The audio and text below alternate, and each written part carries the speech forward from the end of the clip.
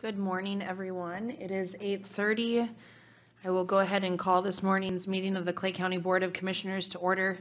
Our first item of interest this morning is a approval of the agenda. If I may, there is a request for an approval of a letter of support for the Jasmine Child Care Center from Commissioner Kaylee. That item will go number right before committee reports. And then also our auditor has a addition of one position on her request, not two. Move approval with addition. Second. A motion by Commissioner Campbell to approve today's agenda with the additions. A second by Commissioner Ebinger. Are there any further discussion? All those in favor of the motion signify by saying aye. Aye. Opposed, same sign. The item is carried. This morning, we have our citizens to be heard portion of the meeting. Are there any citizens in the audience wishing to speak on anything that is not on the agenda? Any citizens to be heard? Steve, have you received any virtual correspondence? I have not, Madam Chair. Thank you. Our next item on the agenda this morning is the approval of the payment of bills and vouchers. Move to approve. We have a motion to approve the bills as presented by Commissioner Gross. Second. A second by Commissioner Ebinger. Further discussion. All those in favor of the motion signify by saying aye. Aye. Aye. Opposed, same sign. The motion is carried. Thank you. Item 2 this morning are highway department items. We have our county engineer, David Overbo. He has 3 items for this morning.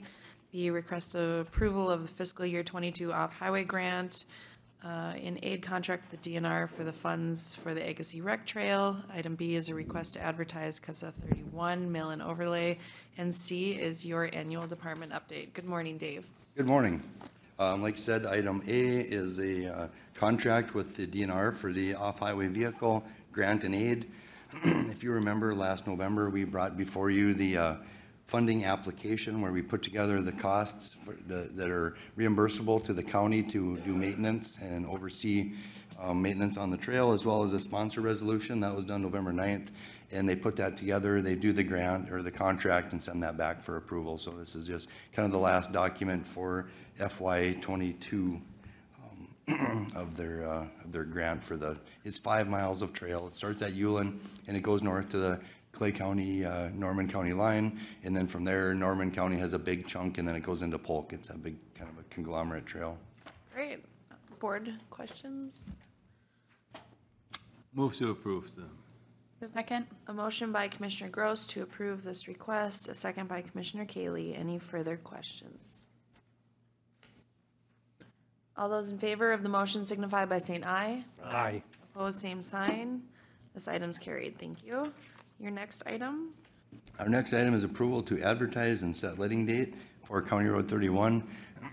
This is a mill and overlay project. Starts at the Wilkin Clay County line. It goes north up to Clay County 10. There is federal aid funding on this project. We typically like to get these advertised sooner, but there's an environmental document and we have to send that out to all the agencies. And there's a big process there, and it kind of got hung up in that solicitation process. So once the environmental document is done, we submit the plans get approved, and it goes, like I said, it goes through several iterations, and our guys were working on this and sending those letters out in December, and it took 3 months to get the letter back. And from there, the DCP, which is the delegated contract process, which is the federal aid process, actually went very quick and very smooth, but it just took so long to get there. So this is the earliest that we could get this thing out for letting, which would be May 17th. Bituminous prices like oil, everything else is kind of on the rise, so we're crossing our fingers. We do have one more to bring before you yet, is County Road 52, and I'm hoping next week that we can get approval from the feds to get permission to move on that one as well. Okay. Questions from the board? Move to report. Approve the request. Motion by Commissioner Gross to approve the request. Second. A second by Commissioner Campbell. Further discussion? I also am really hopeful that we get favorable bids for these projects. It is concerning how prices are going up, but certainly these projects are really needed. So hopefully we're able to sneak them in. And with the federal aid dollars, I think there's, you know, you need to get those spent, and I don't know, I'm not expecting good bids. This one luckily is gonna be close to where the asphalt plant will be. Right. So the haul distance will be less. 52 project is about as far away, far west as you can get from the pits, so undoubtedly see higher prices on that one, but that one there is one of our highest traffic roads, so it's definitely in need. Any other discussion? All those in favor of the motion signify by saying aye. Aye. Opposed, same sign. The item's carried. And your department update. I put together a PowerPoint. A lot of the slides I have used in previous departmental updates, but so many of them are so relevant to what we're doing this year that I thought it just almost couldn't not relay some of those with regard to the shops and the tents and some of the flood pictures and different things. So I will just kind of walk through this. As you remember, our highway department, we basically have three general sections. We got the maintenance, which is motor grader operators, the maintenance workers, the sign shop staff, as well as the regular shop repair shop staff. We got 23 employees there. We did add a couple over the last several years. I think we were at 21 before, but we are sitting at 8 full-time maintenance workers now. So I graciously thank you for that we were able to add a couple more full-time staff somewhere in the last 5 years or so. Engineering technicians, we've got 5 there. We've always had 5. Those guys do our survey, they do our grading designs, they manage the survey crews in the summertime. One guy is kind of specifically in the bituminous area. We got one guy that specifically does bridge inspections and bridge construction. And then we've got another guy that does a lot of the testing, bituminous plant and concrete testing as well. So very, very hard to find these guys. We're lucky that we're fully staffed because a lot of counties are really struggling to find technicians. I think there's less and less people that are going into this profession in general. This past spring, Justin and I participated in a little career day event with the tech school in Detroit Lakes, where we got to meet all 5 of their students that are in the program, and we were lucky enough to get one of them is going to come work for us this summer. And as well as one other one did apply for our county engineer technician scholarship. So I'm trying to get the word out there to, you know, make county government, county work more attractive and have future employees as we see retirements and that sort of thing. Administration, we've got 2 front office staff, and then you got 2 engineers that work in our department. There's just a real quick snapshot again of our org chart.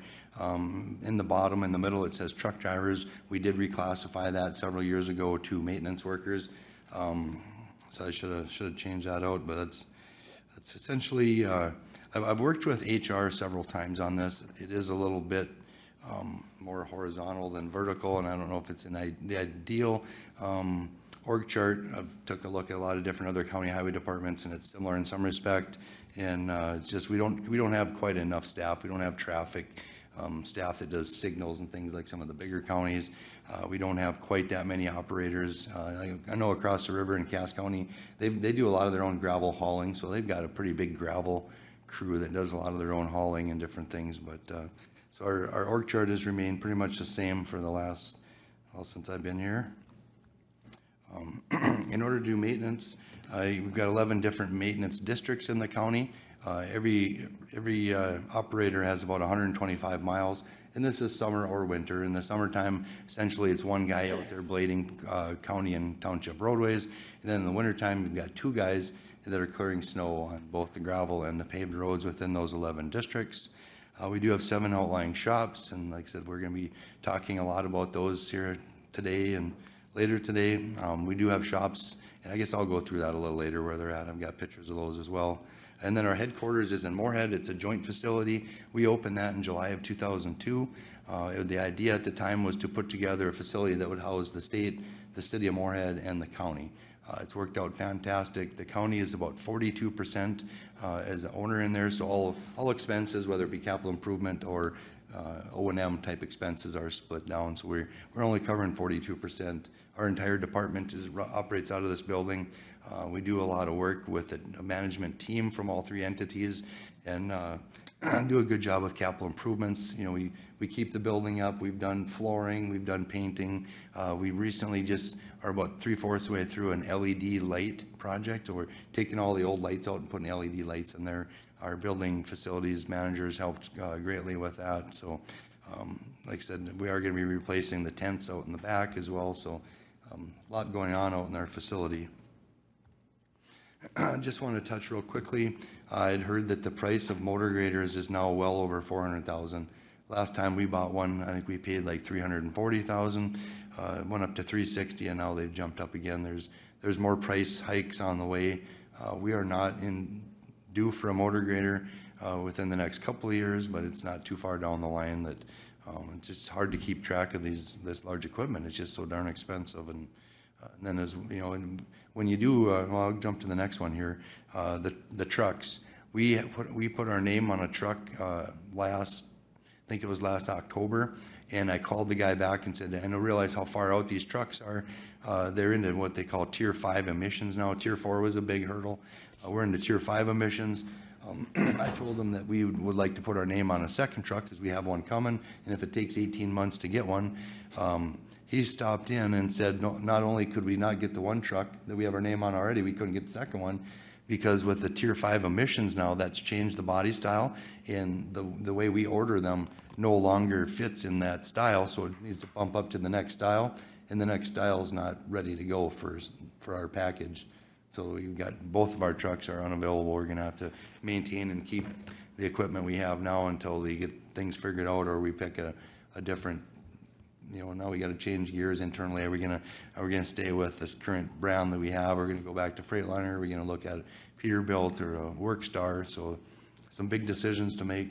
And then just to know, when you do buy the truck from the dealer, you don't get the truck as it looks there today. Basically, you get a cab and chassis, and then you bring it to an upfitter, and then they pretty much fabricate everything from the box to the snow equipment, the hydraulics, and all the lights and so it's quite a process, and that usually takes, you know, possibly 3 to 4 months at least. And then to get in line, we've been bringing ours to Towmaster down in Kimball, Minnesota, and I think they're probably a year out too. So I've been trying to get online for a truck, in line for the upfitting, and now we kind of hit a roadblock. So a lot of things to decide there in the next few months as well.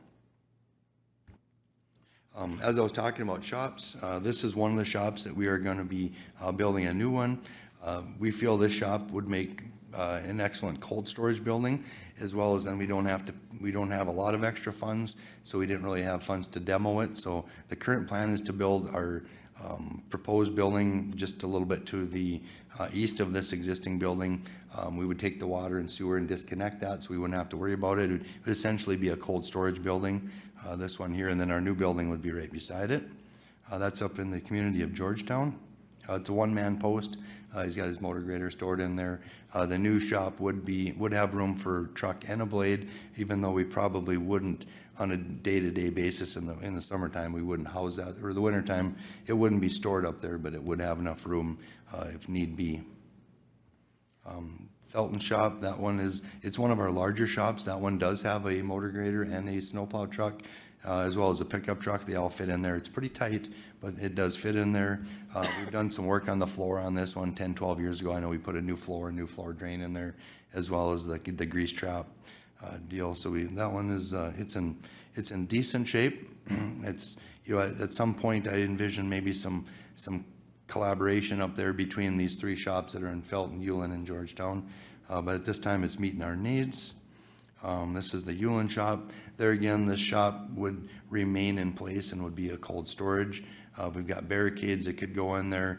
If the guys are ever working up there, we could pull the snow blower in there. We've got those big wheel loader snow blowers, and we could turn the heat on, you know, if there were anything. Which oftentimes, when they get that far out, it is nice to leave them where they're at. They don't have to road them all the way back to either go to Hawley or back to Moorhead. So we do have a nice lot in this area here. So there's a lot of room for the new building just to the kind of the southwest of this existing one.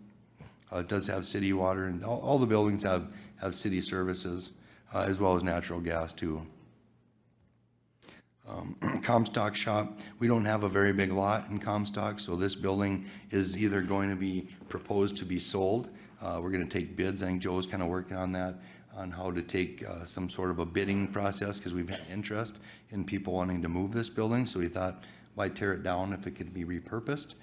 So that one, we're hoping that it gets moved off there, and then the new building would go right on top of the old footprint.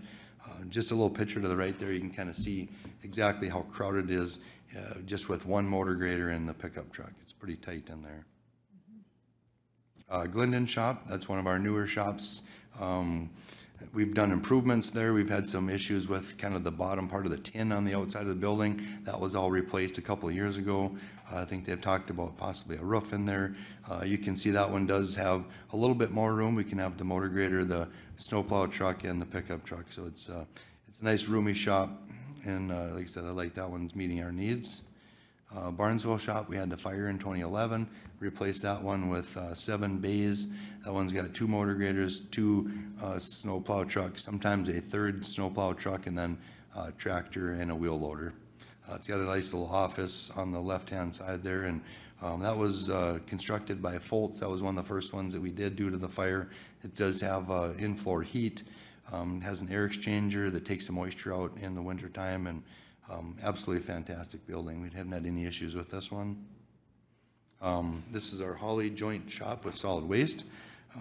It's a ginormous building, I guess, to say the least. I think most everyone's out there. We've had some SWAC meetings out there.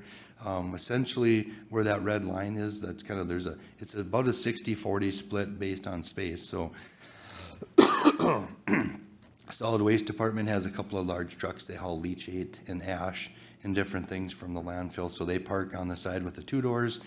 We've got a couple of snowplow trucks. We've got 3 motor graders that operate out of here, as well as the solid waste department has their scale and their offices on the far left side. So, but very, very good building. It's a Foltz, it's a pole barn building that was built by Foltz. I think it's 90 feet wide, which is as wide as they can make. They don't get any wider than that on a pole barn, and it's like 205 feet long. So very big building. Definitely meets our needs, and very, very little things we would have done differently on this one. There's a little picture on the inside of it. You can see the locker rooms. You can see how much space it is. This one, we did upgrade to LED lights when we built it. I'm glad we did. It's very well lit and very well utilized. There's our Moorhead joint facility. I'm sure everyone's probably familiar with that.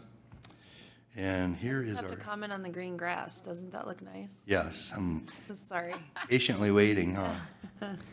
This is our cold storage building. So this one is 2/3 owned by the county, 1/3 by MnDOT. At the time that we built this, I think it was initially built with the building in 2002, and the city of Moorhead didn't have space needs at the time, so that's why it's just city or county and state. The fabric has about a 20-year life, and it is a building that was kind of deemed necessary to remove after its life. So the current plan, and I hope it goes this way, is the state is letting a contract for this building. That's the salt sand tent. That one is just across the parking lot, 50 feet away or so. The state has plans, and I think they're opening bids April 27th.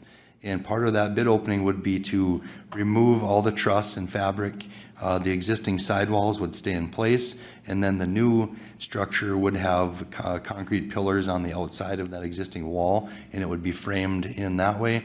And then they would also, as an alternate, would remove the cold storage structure. So the state said they would take all the electrical out of there. There's a little bit of wood, kind of like a, I don't know, like a 6-foot wooden wall that's mostly rotted old wood. So the county will remove all the wood, and then this contractor would remove that building.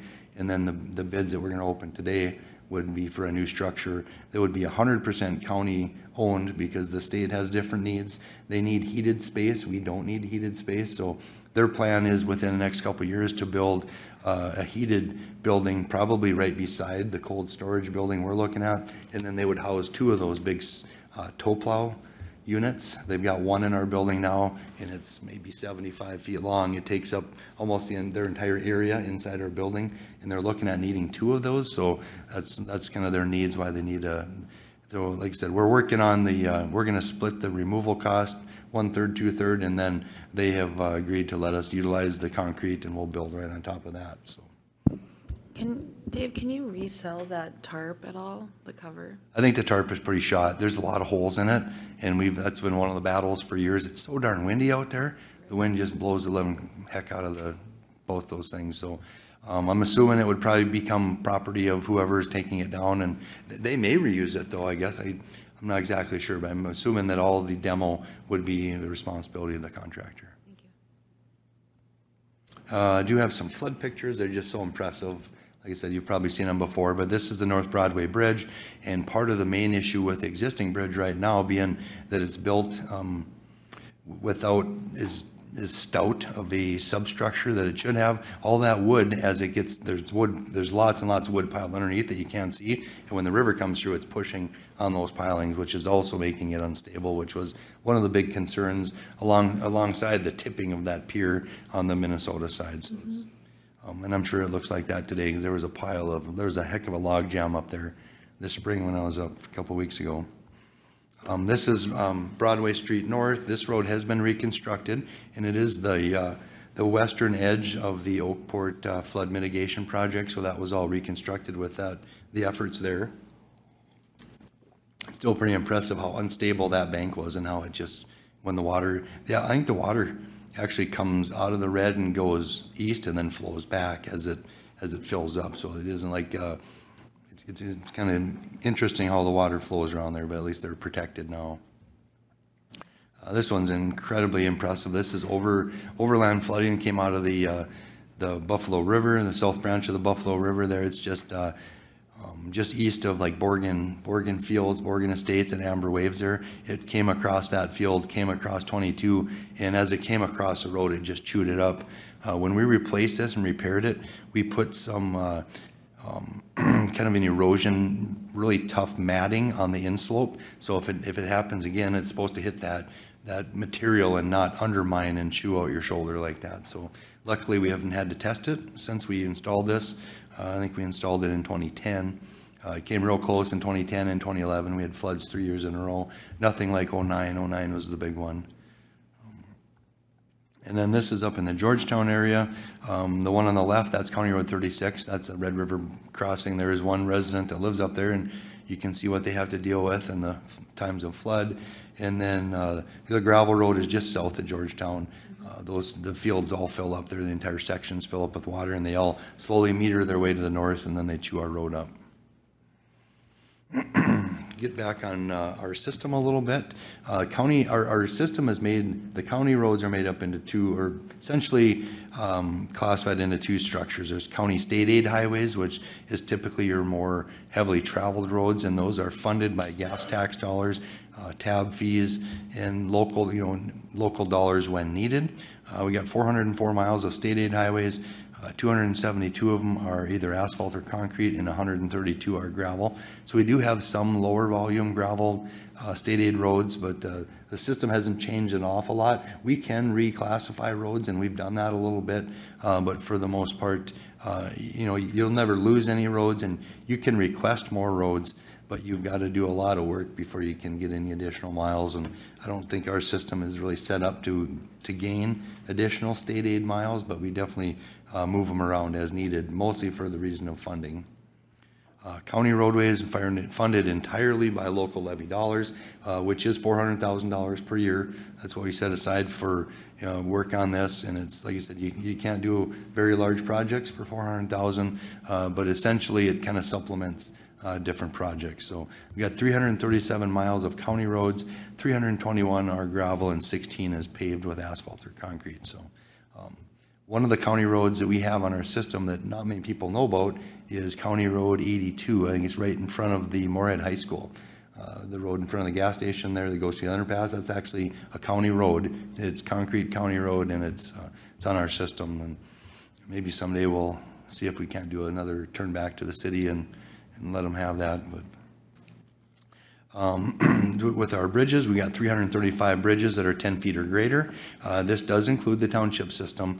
It's pretty much typical practice for counties, being that we have the staff that's certified to do the inspections. So we do all the inspections for them annually, and then we also work with putting together a deficient bridge resolution that we bring to you guys at least once a year, with kind of a hierarchy on scheduling on if these bridges are eligible for funding to be replaced or not, and then the year that we would propose it would happen. Township maintenance, you all know that we do that for the townships. There's 748 miles on their system that we provide maintenance for. That's within the contract.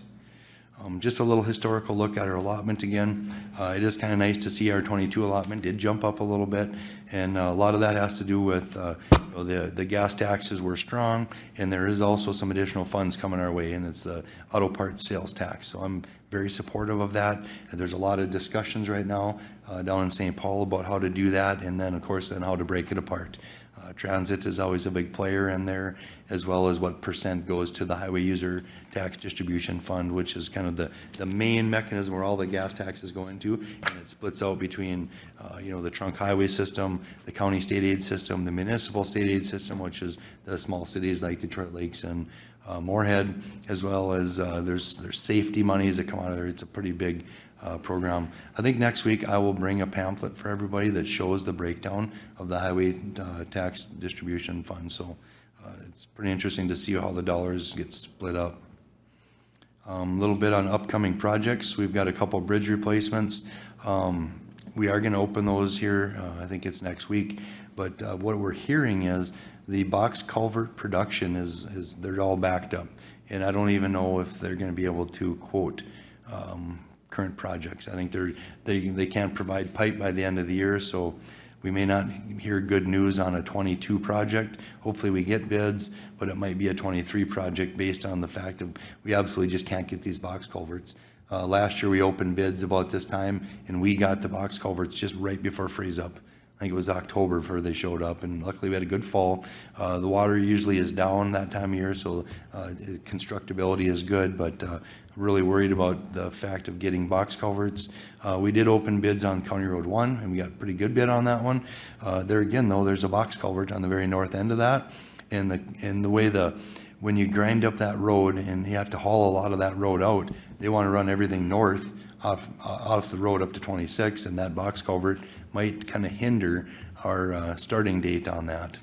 Dave, is that box culvert issue a regional issue? Or Yeah, absolutely. Or is it a national issue? Well, I guess I'm not exactly sure how big it is. I would guess, I've heard that there's no boxes available within like a tri-state area.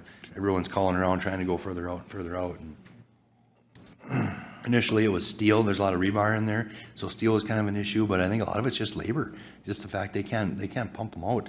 And of course, in December, the state did all kinds of bid letting, so they filled up the schedule with a bunch of bids in December, and the counties kind of come behind, and all of a sudden there's only two main ones. There's Hancock and Forterra, and they're both just solid booked up. So I'm already anticipating we're probably going to have to do our work in 23. But County Road 12, we're going to open bids on that, I think May 10th. That's a mill and overlay project from the Red River to County Road 11. That has just state aid dollars, no federal aid. County Road 31, it's the one that we're looking at May 17th. That one does have federal aid. And then I'm really hoping to do County Road 52 either on the same day on the 17th, or it would be the week after on the 24th. So we had the turn lane project in Glendon. I double checked on that. The right of way is complete. We're just waiting for approval to go to advertising on that one. There again, I think traffic signal, we need a new mast arm as we're moving that. It needs to be a little bit longer, so I'm not really exactly sure how that's going to come into play, but we are going to get that one let this year. And then we got the urban reconstruct and Comstock. There's a lot of drainage work that's just getting wrapped up. There's some stormwater ponds that need to be designed with this, because not only do we have got the issue of water on our roadway, there's a lot of water that comes through Comstock from the south.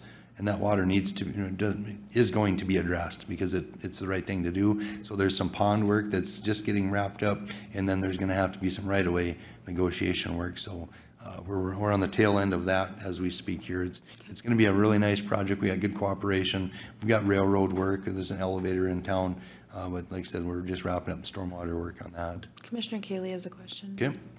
Yeah, so on some of these projects we have upcoming, if we can't get a critical piece like these box culverts, so it gets pushed off a year, what happens to that bid?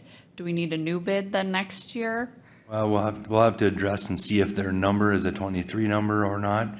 I've never run into this before, so I'm hoping that bid is good. What we would have to do for sure is we'd have to amend the completion date and we've done that before. Like a lot of times when you do bridges, there's bridge bearing pads, and a lot of times those have been delayed. So we've never had anything had to go to the next season quite like that before. But so we would amend the completion date, and hopefully their numbers are 23 numbers. Does this, if this continues, does this change your prioritization of certain things down the road? For the most part, everything we prioritize is based on need and condition. So I don't think it would change it all that much. Okay, thanks. Commissioner Campbell. Going to Commissioner Kaylee's question, I think when something is delayed, we have a pre-approved 5-year plan already for a lot of these things, and so what oftentimes happens if something can't fit in the current year for whatever the reason might be, then what we try to do is we try to shift within our 5-year plan so that we keep things moving as we can. That doesn't always work either, but so if something can't happen this year in the area of box culverts, maybe another type of work could, so that we can at least be doing something to keep our and the finances are there for it. So I think we've shifted work before, but maybe never after like a bid. No, that would be kind of that'd be new territory that we'd have to probably work through a highway committee and the 5-year plan, and may have to redo that 5-year plan a little bit with some amendments and change some priorities. So. And again, if I can go back to another question that Commissioner Kaylee raised in terms of what would happen if a bid comes in and then they can't provide the product. I think oftentimes what we may be seeing later this morning is the lack of bids for those reasons, is that contractors are probably nervous about even bidding because they can't provide the material. So and that in itself can harm everything the least amount of bids you have, of course, the higher they may be. So. Yes. All right. Current workload issues, what our staff is working on now. We did complete the township maintenance calculation meeting. That's done. 5-year construction plan, that's coming up here in the next week or two. We're finalizing our yearly supply bids.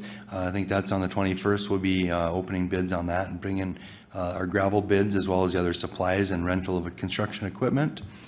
Dust control bids we approved that last week, and we're sending a letter out to all the different customers that want that service. So we're working on that, working with the contractor, kind of lining everything up. We are going to start year 2 of the blue fire number replacement. Those are 20-plus-year-old signs. Last year went really well, and I think we actually did replace more of them than we initially thought we were going to have time, so that went well. We are working with the FM diversion, like I said, on the final storm sewer design in the city of Comstock. We're working with City of Fargo on the North Broadway Bridge removal. That will happen at some point, either this summer or late summer. And then we're also, just not to forget, we are going to continue to work with Cass County on that bridge monitoring program up in Georgetown. We had a little bit of issue with the little bit of sloughing and a little bit of like a dip was kind of showing up. I think there was a little bit of a fault on the North Dakota side. So between Cass and Clay counties, we're going to work on that and continue to monitor that. Commissioner Campbell. Dave, on the project you were referring to regarding the diversion project down in the southern part,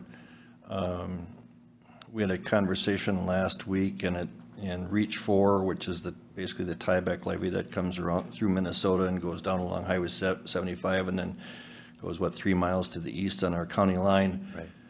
Right. That's a core project. And because they have their funding, they're looking at expediting that project. So my question is have we been thorough in anticipating what our road needs are going to be that might have to do with anything that would cross over the tieback levee or potential roads that would be recommended to be closed? Are we in a position to share our concerns regarding those issues? Yep, there's several committees that I sit on, meetings that I go to, and the most recent one was a couple weeks ago. There was a large meeting, a risk assessment meeting, I think it was, and that's dealt specifically with what they call the Reach 5, the Southern Embankment number 5. That's the piece that does go east and west. East and west, on the county line. They talked about how they're going to armor that road now. I think they're actually going to pave that road rather than rebuild it. And, it doesn't need to go very high. I think it's less than a foot that it gets raised, but they're talking about armoring it now because they're worried, that road I showed you where the water went over and on our flooding and it tears apart the backside of it. I think they're looking at, maybe they think armoring is the best for that. As well as the other work that they're looking at going north and then northwest. It does close, 2 township roads close, I think, and then one does have an up and over. So I guess I've been involved in that. I know the townships have been involved in that. And we've had meetings and they've been able to voice their concerns. The biggest thing is how they're going to get in and out of these fields. Yeah, and I think that's important you bring that up. My discussion with the township in regards to how we're accessing these fields, if we are going to close township roads, I really do think we should have the discussion to keep field access open, however that is. Even if I think that's a little frontage road or something. Yeah, and you will understand that more, but I really think that we need to advocate to continue to have those field accesses open. And then too, just to follow up on that, on the armoring of the road, I think we need to have the discussion if that becomes a county road then. I mean, that's a gravelled road right now. Is that something that we'll need to take over and continue to keep paved? How are we, I think that it's something we can hammer out, but need to have those discussions from our engineering department. I didn't mean to interrupt you. No, I think that's fine. And the part about the, and I think that was part of where I was going at when we're going to see some road closures, whether I don't care whether they're a township road or a county road, that whole area down there is ag. Right. And they need to be able to maintain and have access. Absolutely. And so if it were to require a new frontage road, then that should be part of the diversion project plan and not something that's going to be sprung on us after the fact. Right. Right? So Absolutely. And those things have been talked about. That's where we need to be Johnny on the spot, I guess, to Right. make sure that we have all those issues covered. I think that you have done a good job of, I've heard from the township, they've had discussion with you, and I think we really have to be a united front because we do partner with them in terms of maintenance and monitoring of those things. So making sure that we're hearing what the township is wanting and bringing that forward as well. And I kind of echo what you're saying. For the most part, I feel like their issues are somewhat our issues because we do the work for them on there. And we're down there as much as they are. So I kind of take a look at their issues as essentially our issues as well. So at least that's how I kind of view it. Okay. Any other questions on that piece? Okay. Last thing is just a little update on some of the meetings that we do have with the public, and some or all of you are usually attendance here. We've got our township maintenance contract meeting, 5-year plan meeting. We do have 2 meetings with the township officers in the spring and the fall. Rural cities meeting, I think that's coming up here in the real near future. And we also do have one of the most least attended meetings, but we are required to do an annual meeting on the MS4. And that's stormwater informational meeting that by the MPCA that we're required to do. We typically house that together with the state, something that we started doing 15 years ago or so when Clay County became an MS4 county. So we hold the meeting together and nobody ever shows up. But we're also trying to provide documentation, like we will bring it to the Clay County Fair, and we will, for educational type of an outreach measure. It's something that we're required to do, as well as we have other pamphlets and just trying to get the word out there that, that we try to, do a good job with stormwater and also make sure that we're making sure other people don't do a good job with it. And if we have issues that we need to take care of, or if there's enforcement actions and stuff like that. Last thing I want to touch on is the new CDL requirements. I don't know if it's, Yes, thank you for bringing this up. This is an important piece. I'm sure a lot of you have maybe heard about it. So if you're new, don't have a CDL today, typically what you could do before is you grab a book, study on it, you'd go take the test, a written test, and then you'd have to do the driving test. Well, now, as of February, you can see there's 120 hours that need to go into this in order to get a CDL, just a Class B. You've got 40 hours of theory, classroom theory to take, and then 80 hours of behind the wheel. And then towards the bottom there, you can see the cost is like $5,500. And, everyone's wondering, well, is this going to go to the person that wants it, or is our employers going to be kind of forced to pay this? I did have a conversation with the guy that runs the program at NDSCS here in Fargo, and he says that he'd be willing to sit down and we're going to tailor kind of a program for the county, and it would be a little bit less time and about half the cost. So, right now we are not in a major issue, but we have helped 3 or 4 people with this. We would hire somebody as a non-CDL maintenance worker, kind of work with them, help them acquire that CDL. We currently have one employee that stayed with us, and he's a great employee, but we've had a couple of them that have got their CDLs and for one reason or another left us. It's something that we are going to talk about at Highway Tracking Committee today. I've got a plan. I mean, other counties, I heard, even with engineering technicians, I've heard of counties that are paying for tuition for engineering techs. Mm-hmm. They go to school, the county will pay for their tuition, but then they'll sign a little contract and have to kind of give some time back, so you don't just get that and leave. So, maybe down the road, as we're going to probably see 4 retirements in the next year to year and a half, and if we don't have CDL drivers, we may have to look at kind of growing your own, so to speak. So would it make sense for the county to get this program, if it's about half the cost, cover the cost for these people as kind of a, little incentive for them, but then say, well, you've got to give us a certain amount of time, to kind of guarantee you're going to put your time in with us as well. So all food for thought, I guess, but it is going to become a bigger issue, I think, nationwide. It already is. Absolutely. Yeah, that's all I got. Awesome. Any other questions?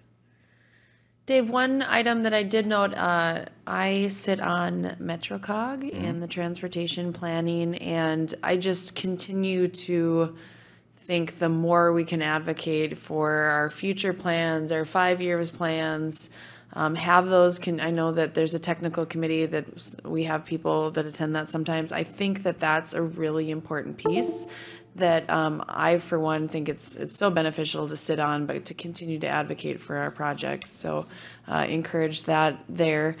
But also, I know you mentioned having folks out at the fair. Thank you for having the guys bring out a piece of equipment. I know that's always a highlight for kids.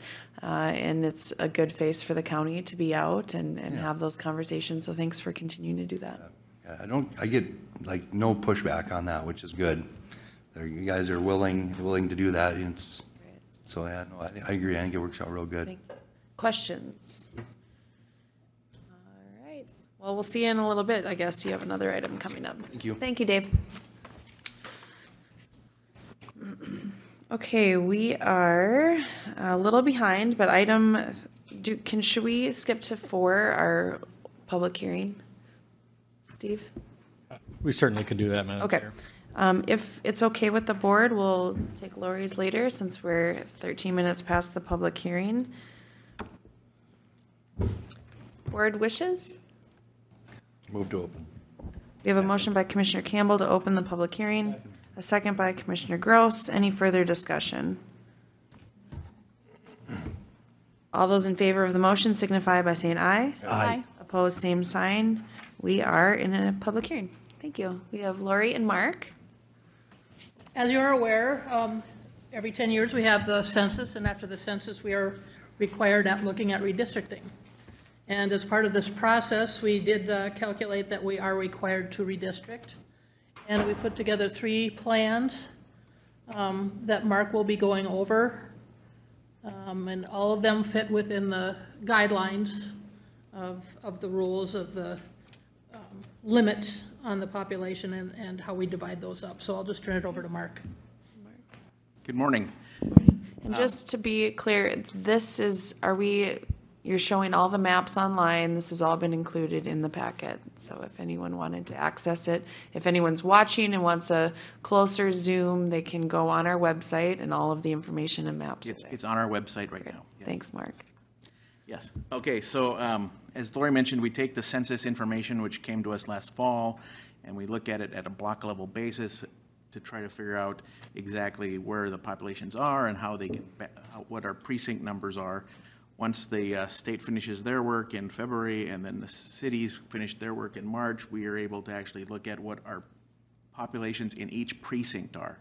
And from that, we try to make sure that we can balance the population between our 5 commissioner districts as evenly as we possibly can, so we have even representation across the county.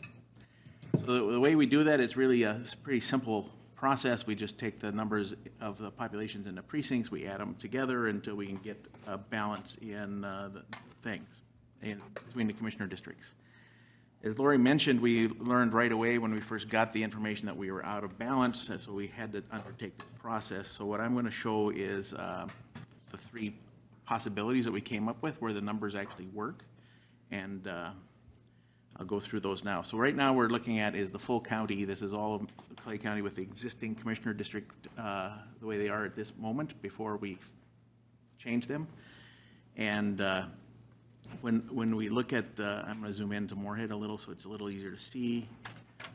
So we look inside Moorhead for the very first option. What we found was Commissioner District 3 is high in volume or high in population, which is the green areas on the map. So we needed to move some population out of that one into the other commissioner districts. So the very first option we came up with is something called option A, which we moved everything down a little bit. So Commissioner District 4 moves down one precinct, and Commissioner District 1 moves down 1 precinct. And in addition to this, Craigness Township, which is up here, moves from Commissioner District 4 to Commissioner District 2. These 3 changes are able to make our district very well balanced as far as the population numbers go. Yes, Commissioner Campbell has. Yeah, thank you. Mark, or Lori, can you explain to me, or for the public anyway, the area, if that map can go back up, I guess it is maybe. Zoom out. Well, I guess I was looking up at that one up here. So the area right here, the green. Moorhead. Oh, right, Moorhead Township. Okay, so I thought we had to be contiguous. Yes. The issue here, commissioner districts, we have some specific criteria we have to go by when it comes to commissioner districts. And one of them is that they have to be contiguous by precinct. Each precinct has to be touching. The issue we're seeing here is this specific precinct has islands. There are jurisdictional islands in Moorhead Township that are outside the cities of Moorhead and outside the cities of Dilworth, which puts them jurisdictionally in Moorhead Township, which is a precinct. So this area, let me turn off roads for just a second. This area down here at the bottom, it's all one piece. It's all one jurisdiction and all one precinct. So that's why we see those islands. Okay. So even though So that area that I questioned, including those, which would be the 2 little dots up there, which are north of Highway 10. So that's all Moorhead Township. part of a precinct that goes to the green areas south of Yes, which would be District 2. 3.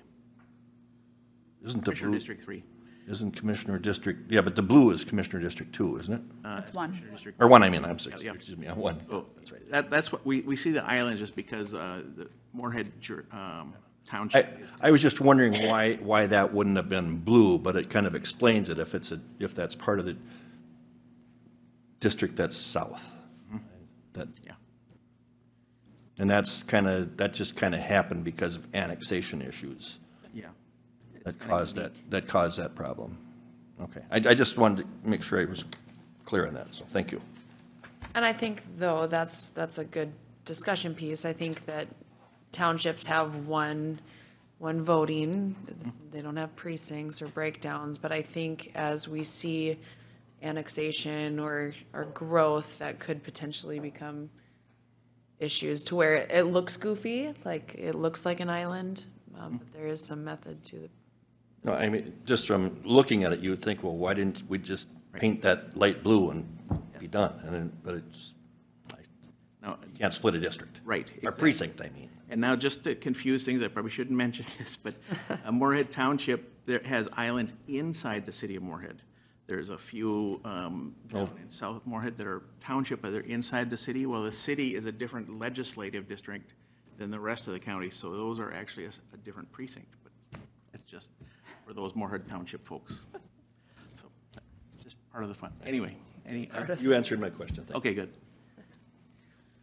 All right, so this is Commissioner District Option A, is these changes here. The next one we looked at is very similar in that up above, Craigness Township goes from Commissioner District 4 to 2, and we call this Option B. The difference here is Commissioner District 1 is right here and moves to the left or west, and then Commissioner District 5 moves to the east. It's just a trade. We're just trading these two precincts, basically. It's relatively, it's just one more step than what we had before. We have four different precincts that change commissioner districts. Okay. All right, and the last one we came up was something called option 6, or C, I mean. Option C keeps the commissioner districts the same inside the city of Moorhead. We don't make any changes here, but we make all the changes in the rural areas. So what we end up having here is Commissioner District 4 changes quite a bit.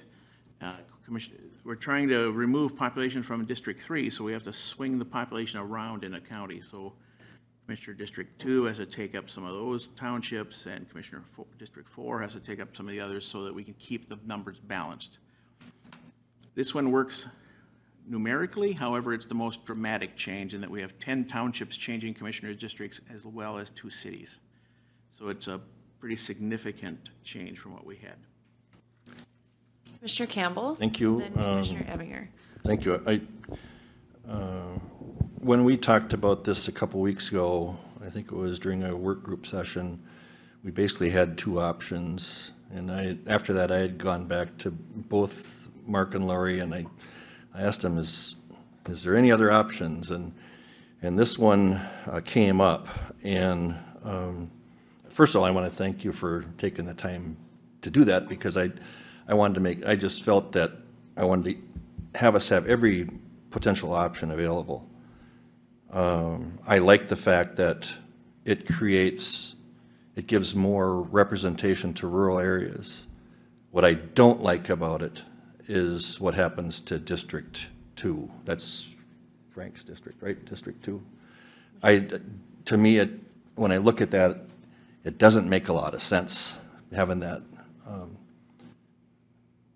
It's like a T in there that,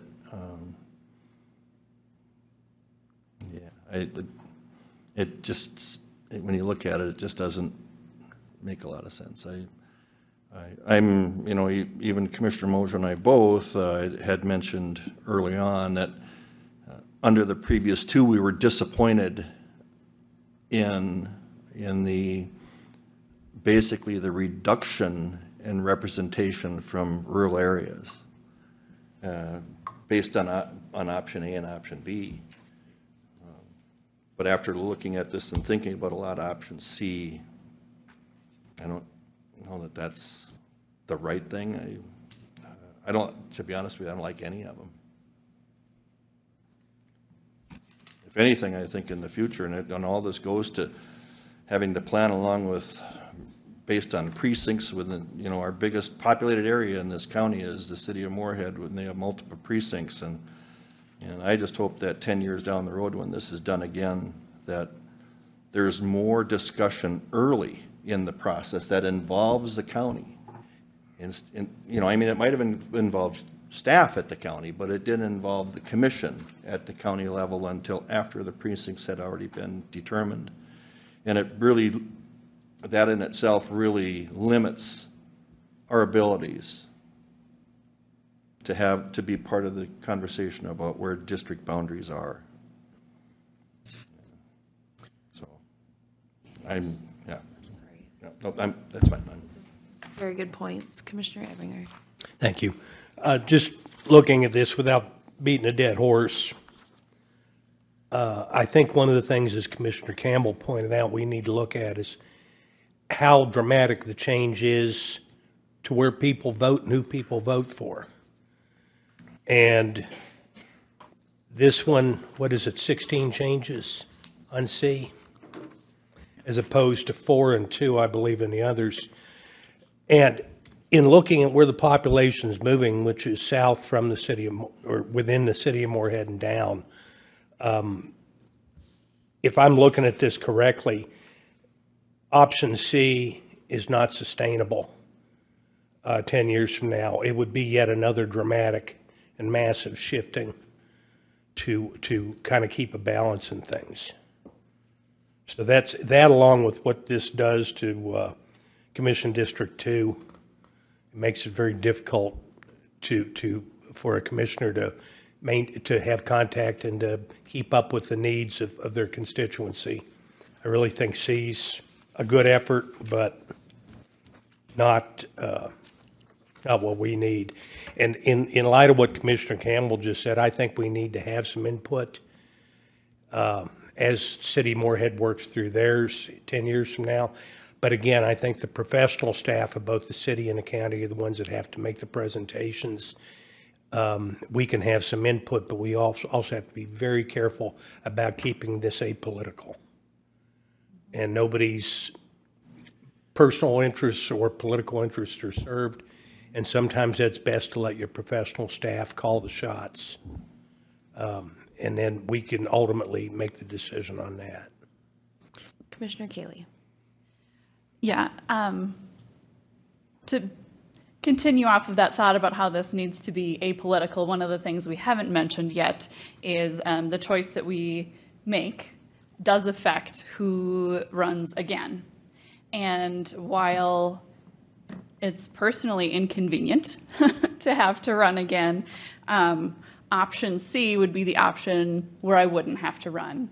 However, at the end of the day, we need to choose the option that distributes the vote as equitably as possible for the foreseeable future. And I have great faith in the county staff that worked on this, the hours that you put in, the data that you analyzed. I trust the math. Option 1 is where we end up, or option A, is where we end up with the most equal distribution of the votes for the foreseeable future based on the information that we have available to us. And so again, while it's inconvenient for me personally, that is the best choice for our county.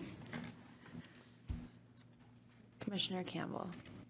Well, I'm glad you said that, Commissioner Koenig, because I agree with that wholeheartedly. I know 10 years ago, I was in a position where I had a 4-year term and I ended up running after 2 years. And the thing of it was, at that time, it was the right thing to do from how people were represented, to have the appropriate representation.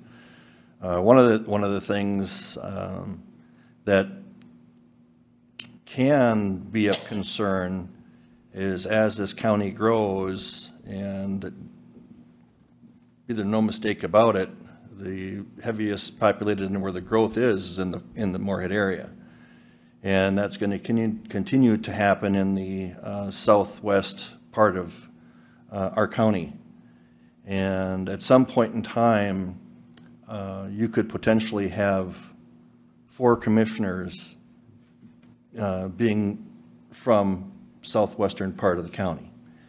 And we often hear right now, and I'm sure Frank probably hears about probably more than I do, and to some degree maybe Jenny, is that right now it seems like the eastern part of the county always seems to feel neglected, right? I mean, so, and I certainly try to do what I can, you know, and I think all of us do in fairness to the entire county, but you get some perceptions. But I at some point in time, these district boundaries are going to become a thing of concern, I think, from just based on population. No. Any other comments for the public hearing?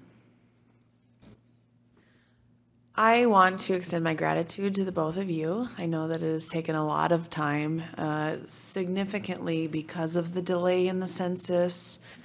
It took a long time to get that data. It certainly is something that we have to wait for legislative districts, and then we have to wait for precincts. And so I know that while we have been itchy to finalize this, it's a process that takes time. So thanks for bearing with us as you educate us on that process as well. I also agree that it is partly back to the discussion about the township island. It is tricky to work, to make it work. It's such a puzzle piece, not just with the city of Moorhead, but with all of our cities, to make sure we're working with them in terms of publicizing, you know, the polling places and this and all of it. You really do a great job.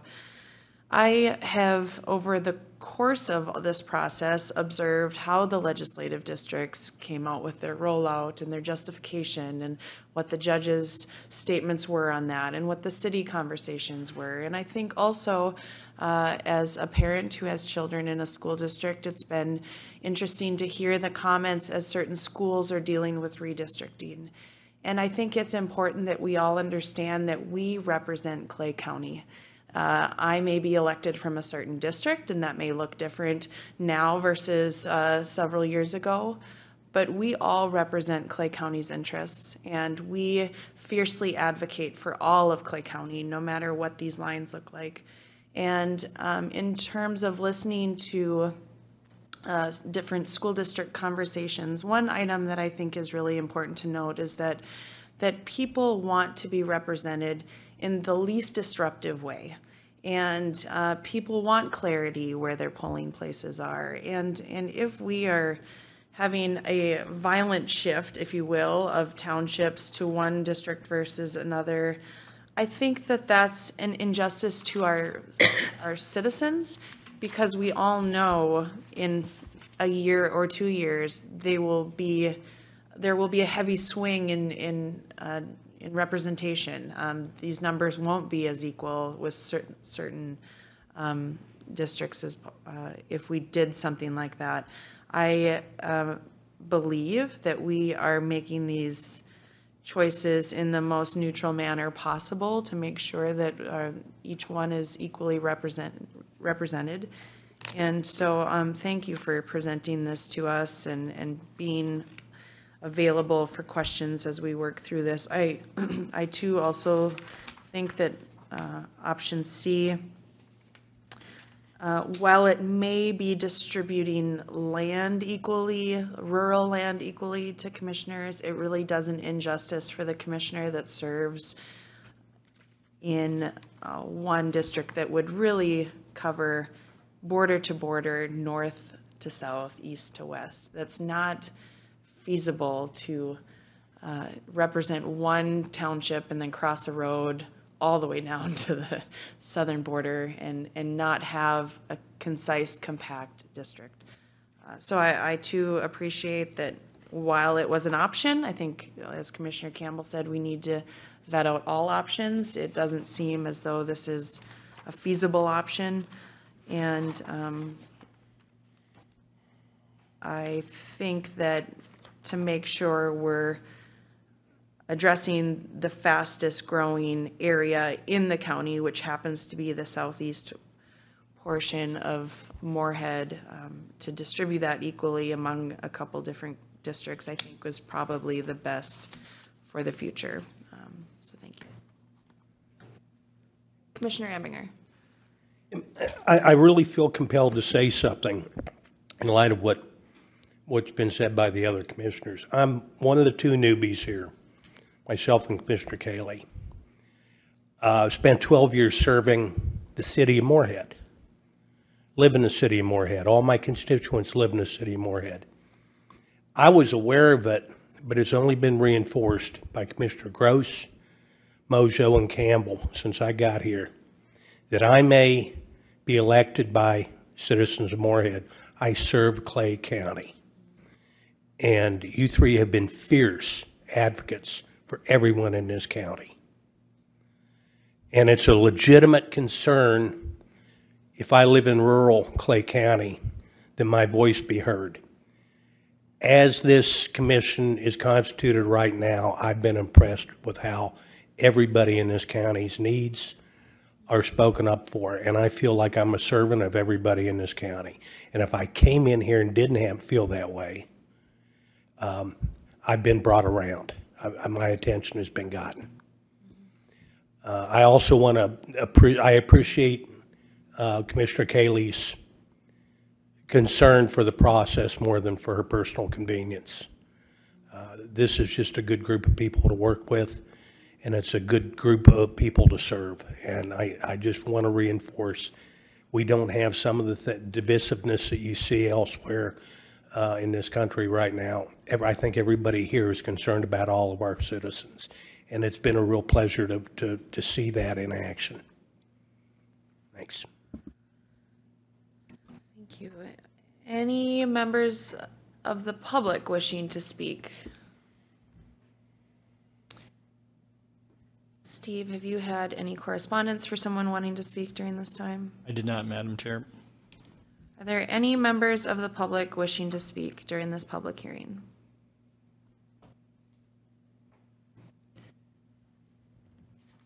Move to close. I'm going to ask it 3 times. I'm going to go full on Robert's rules. Anybody want to speak on this item? All right. Commissioner Campbell does have a motion to close the public hearing. Second. A second by Commissioner Ebinger. Any further discussion? All those in favor of this motion signify by saying aye. Aye. Opposed, same sign. Motion passes. Thank you. The next item then would be, let's see. The request for the approval of the resolution 2022-14. I don't know if I have it. Madam Chair, I don't believe that there's a resolution as part of that packet, because as a board, you have to make a decision, Gotcha. formal action between the 3, and then I believe they have the resolution prepared based on the decision that you make. Thank you. Okay. Board discussion, wishes. I'll make a motion to approve option A. Second. Okay, we have a motion by Commissioner Gross to approve option A, correct? Yes. A second by Commissioner Cayley to approve option A. Any further discussion on this? Commissioner Campbell. Like I said earlier, I didn't like any of the 3 of them. I still don't. I wish there could have been some potential dialogue that could have gone on earlier that might have made a difference in precincts. Having said that, I'm sorry that I'm going to lose the township that I've represented for a long time. I'm sure they're going to be well represented by Commissioner Gross. And that goes to, thank you, Dave, for your comments that you had said, because I think you're correct. Number one is for the betterment of all of Clay County and all that we do. I'm happy to pick up a new area. The area that I got, I happen to know a lot of people there, so I'm going to be visiting with some local residents that I know, and I'm going to be anxious to represent them moving forward if that were to be their choice. So I will support this motion. Any further discussion? Any further discussion? Last call, any further discussion? So we do have a motion to approve the option A plan. And does that include, so do I then wrap that into resolution 2022-14, option A? Okay, so the motion is to approve the plan with the resolution 2022-14. Are we doing two separate motions, or is it all one? One. Okay. Commissioner Gross? Yeah. Commissioner Kaylee? Okay. All those in favor of resolution 2022-14 with the adoption of Plan A signify by saying aye. Aye. Any opposed? That plan passes unanimously. Thank you. Thank you. Lori, can we take your request quickly? And That'd be great. before Mark leaves, I just want to Yes. thank you again. You went through an awful lot of work. And Lori too. Well, and that's what I just wanted to comment. Mark has done the majority of the work on all of this, so I want to thank him personally. And so he's done the majority of the work before, now we are going to be doing the majority of the work after, but I Right. wanted to thank Mark for all the work he's done. Okay, Lori, you have before us this morning a request to fill vacancies, 2 full-time deputy auditors and 1 half-time deputy auditor. And It's all deputy auditor motor vehicles, and Okay. so we've had a bit of a perfect storm happen out at motor vehicle. I had a retirement, and I had my part-time, my .5 person finish school, was gonna be finishing school, and so going to a full-time job. And then also I had a resignation right after I submitted this agenda item, resignation, and that person is actually moving. So I'll be requesting 2 full-time deputy auditor motor vehicles and 1 .5. And those are all budgeted positions. They're all budgeted. I'd move approval. Motion by Commissioner Campbell to approve the requests. Second. A second by Commissioner Ebinger. Lori, I think it's probably appropriate during this time, as always, your staff at Motor Vehicle is always so accommodating. It's probably one of the first places people complain about for whatever reason. I typically think it's because of the antiquated system, the online system for the state that we have to work through. But thank you to your staff for always being the face of Clay County to the public over there. They've bent and molded to accommodate in whatever way possible during the pandemic. And so I know this is a difficult transition because you have a lot of changes out there, but thank you to them for what they've done. And they've really helped us address some of the needs areas and been vocal about that. And I think it's helped streamline the process out there. So thank you. Commissioner Campbell. Thank you. Lori, the numbers speak for themselves. We've, a while ago, we clearly had some wait times that were pretty significant for our residents going into the DMV. And this has been a good investment. When we look at these new hires, what they might just turn around and think, well, it's just all about taxpayer dollars, but those people are also generating more revenue when we can have this work done here in our DMVs locally. That also brings money to Clay County to help offset what we'd have to do on a levy. And I concur with Commissioner Mojo that the staff there, they know what they're doing, and they've been doing it a long time, and they're sometimes there's heat put on them, but at the same point in time they seem to handle it very well, and I used to see a lot of public comments on social media, and they weren't always positive comments about the DMV. But I've seen a big change in that, recently. That I think, with what you're doing and what you've advocated for, it's benefited everybody. And thank you and all of those that work with you for that. So. Well, thank you. Everybody who works out there, we've got great coworkers out there. They're fantastic. But I also want to thank you for your support. And the addition of the staff that we've had out there has really made a big difference. Just in adding a couple people out there has dramatically lowered those wait lines. So I want to thank you for your support on that too. Amen. Right, we have a motion and a second to approve the request. Any other discussion? All those in favor of the motion signify by saying aye. Aye. Opposed, same sign. Motion carries. Thank you very much. Thank you. We are scheduled for a break. Steve, we're running behind in terms of public openings. Are we still okay if we take a quick break? I think if we take a quick break, we should be all right. Okay, can we take like a 3-minute break? Is that okay? All right, thank you.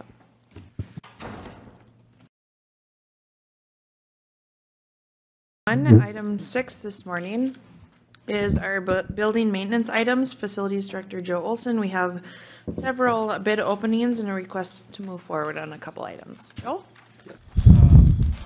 Yes, so I guess we're going to start with, does it say a specific one on the agenda that we start with? Is it cold storage or is it? I think it's the highway The shop. first one is the highway shops. Shops, okay. So, like I say, I think our plan is to open bids for both buildings, and then we have a scheduled meeting with the building committee tomorrow in the afternoon to discuss how these numbers affect the bond and everything else. So we definitely are just opening bids today, and we'll take those numbers back and analyze with the building committee, and I think maybe tracking committee's meeting a little bit today. Yeah, we'll talk about it. And just a little clarification. So the first thing we'll do is we'll make sure there's bid bond. The next thing on your bidder sheet is we do have a base bid, and then we've got an alternate for potentially having floor heat rather than just forced air heat. And then alternate B is for, maybe you want to. Yeah, alternate B is for each of the 3 shops are wired to have a ability to plug in a generator, I guess just like your at-home generator, not a big extensive thing, but the ability to plug it in. Portable one. Portable one, plug it in, and that way it's up and going. So we felt it was extra and we wanted to price it out, so. You good? Yeah, so the first bid is from Gustafson and Gouge Incorporated. They are out of Clearbrook, Minnesota.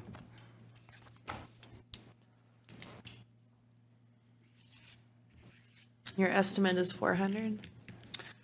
Did you say For that? these, this is 700,000 for all 3 shops total for this line item in the bond.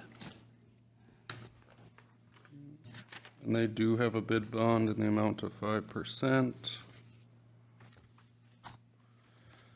Okay, for Comstock, their total base bid is $498,000.00.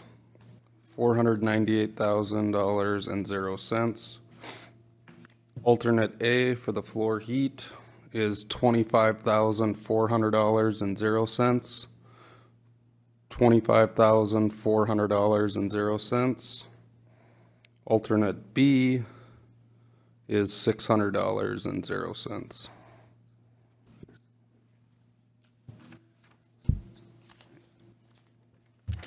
And then I will jump to Georgetown, which is on the next page. So their total base bid for Georgetown is $498,700.00. $498,700.00. Alternate A for Georgetown is $25,400.00. $25,400.00. And then alternate B is $600.00. $600.00.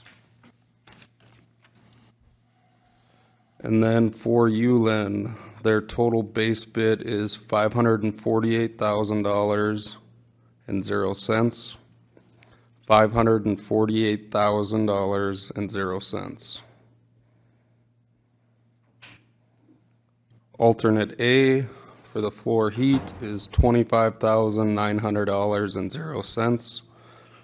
$25,900.00. And then alternate B is $600.00. And that completes their bid. Okay. We've got one other bidder from Gas Construction, Spell that, please. GAST.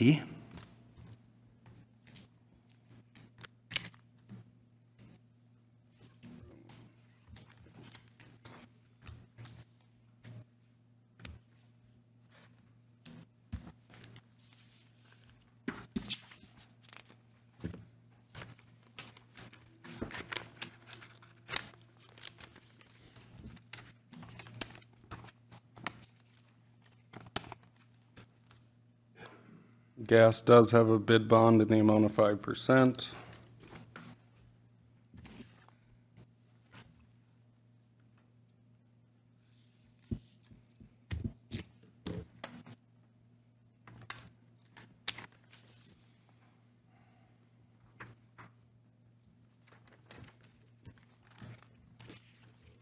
And then for Comstock, their total base bid is $528,000.00.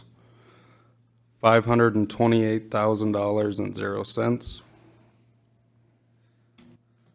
Alternate A for the floor heat is $32,000.00. $32,000.00. And then alternate B is $600.00. $600 for alternate B.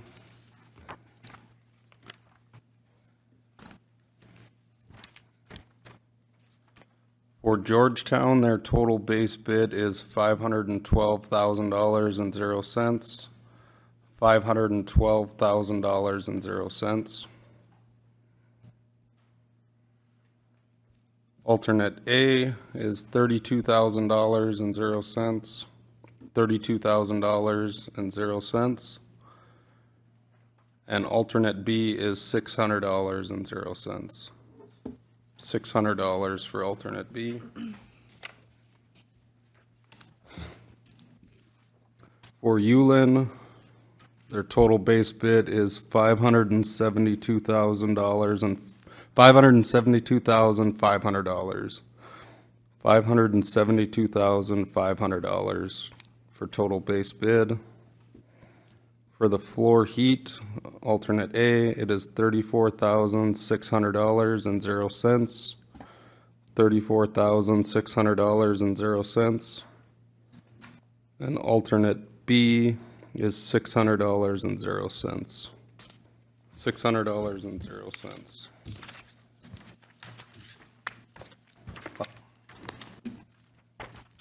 You just had two? Yep. Okay. Well, I've been part of these bid openings when they go favorable to your estimate, and sometimes they don't go favorable to your estimate. I think that what has been the practice is that we allow the engineering to review bids for a week typically and come back with some sort of recommendation in terms of a path forward. I know you have highway tracking, I think, today, did I hear? No? This one would be the building committee tomorrow. Oh, building committee, Yeah, sorry. More in depth at the building committee. So you're able to look a little further in depth on that. Yeah, where we're gonna take these numbers, plug it all in and see what happens and work with the building committee tomorrow on it. Anything else on this one?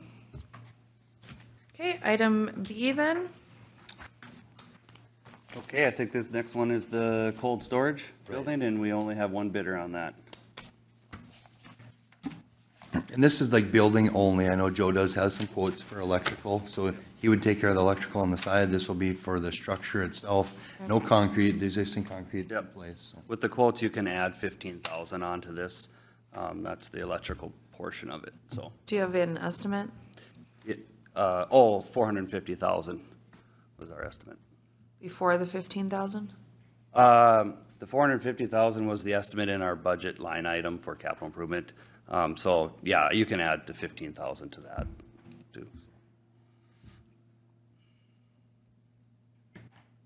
And then it is Gast Construction.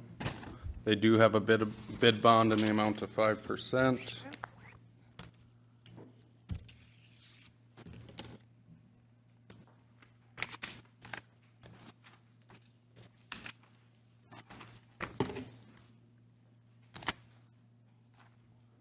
And their total base bid is $415,900.00.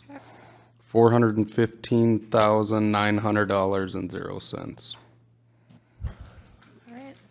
Same thing as the first. We'll allow you time to work that through and come back with a recommendation. I have a little bit of a comment on item A. In your report, you talked about not demolishing the existing buildings in those cities and leaving them as cold storage. Did these plans for the estimates include a reduction in space needs to account for that storage?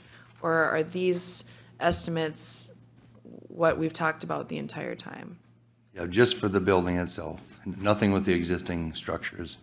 Maybe I should rephrase it. So in terms of the square footage that you have with the old buildings that you'd use as cold storage, did you reduce the plan for the size of the buildings at all? No, Okay. it's based solely on the size of the equipment going in the new building, so. Okay, thank you.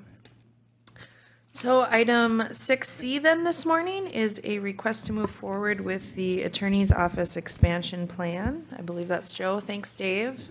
Thanks, guys. Okay. Justin, thank you. So this is a capital improvement item as well, under the courthouse category. Basically, we've visited about this at the building committee, and Brian, if you have comments on it. This is basically a plan to use the old jury selection room to build essentially 4 offices to meet the expansion needs of the attorneys. I think this is a future plan. I don't know if it's a 30-year plan or anything, but it's definitely meeting the needs now and using that utilized vacant space. So basically, we went out and got some numbers here. We're going to have construction. I've gotten 3 quotes there, and then I've subbed out the rest of it. So we have a total project cost of $64,874. And so I'm asking to go move forward with this. If any questions on yours, Brian? I suppose you should explain a little more on your I end. can just make a comment too. This is really the victim services area. They occupy 3 offices on the south side of our office. They work very closely with us, obviously. But at this point right now, within the office space, in the garden level, if you will, all that office space is taken up. There is no room for any expansion in the future. So any future attorney spot or anything else would not have an office space available. So this portion, or as we looked at long-term expansion, moving victim services up onto the first floor, allowing those 3 offices to become available, as well as it would potentially add some legal assistant space for some secretaries as well. It gives us expansion space probably at least for, I'd say, 5 to 10 years, more than likely. So that's really the expansion. So we're looking at the area that's utilized once court administration moved upstairs. They have plenty of room for jury selection and jurors coming in now with the utilization of that whole second floor. And that area right now is unused or was reserved to allow for that expansion. Okay. Commissioner Campbell. I think it's a good use and it's a good place for the victim services. Very much You know, I for the people that are coming in for that need, I think it's, like I said, it's convenient there. We have discussed this through the building committee, and the building committee certainly supported it. Just going back to, I think our original estimate was 60, wasn't it? Yeah, On that one, 60. so it's about 4,000 Yep. more than what we. About 4,000 more on this, and I did add in $5,000 contingency on here just in case with some of the stuff we're doing, but, so if that comes in good, it would probably come in at right on 60,000. But for the board's information, there was a couple of other projects that came in under. Yes. That were also part of our bond. Yes. Overall bonding thing, so we're still sitting within the dollar number Yeah, that we had bonded for. We have some savings within there too, and I plan on tomorrow really running through that now with all our projects coming in. We have a good look at the numbers, so. But yes, we're definitely way under budget on a couple other items that that will help to offset this, so. Yep. Not enough for the other bids. Yeah, I plug in those numbers in, and seeing how the whole big picture plays out is gonna be tomorrow, so. Yep. Anything else? Madam Chair, I'd move approval of the Attorney's Office expansion plan. We have a motion by Second. Commissioner Campbell to approve item C, the request to move forward for the expansion. Second from Commissioner Ebinger. Further discussion. All those in favor of the motion signify by saying aye. Aye. Any opposed? This motion carries. Thank you. Item 6D is the request to move forward with the Family Service Center air handling project. Okay. So, wanted to clarify a little bit. You have two different, the next agenda item, it says FSC coils, air handler coils. This one is air handler replacement. So this one is, we're talking to the one that we did we opened up bids last week. This is the big unit up on the 6th floor. I'm requesting to move forward with the sole bid of last week. I think the numbers came in, look good. Total project cost would be $213,000. Dakota Plains was $203,500, but I'm adding $9,500 in there because this is a major, we got some controls we want to hook back up to, and then we're craning it out of the roof and everything, and with asbestos and everything. So there's some unknowns there, but total project cost $213,000, so I'm requesting to move forward with Dakota Plains Mechanical on this project. So. That was qualifying ARPA funds. Yes, through the ARPA. Yep.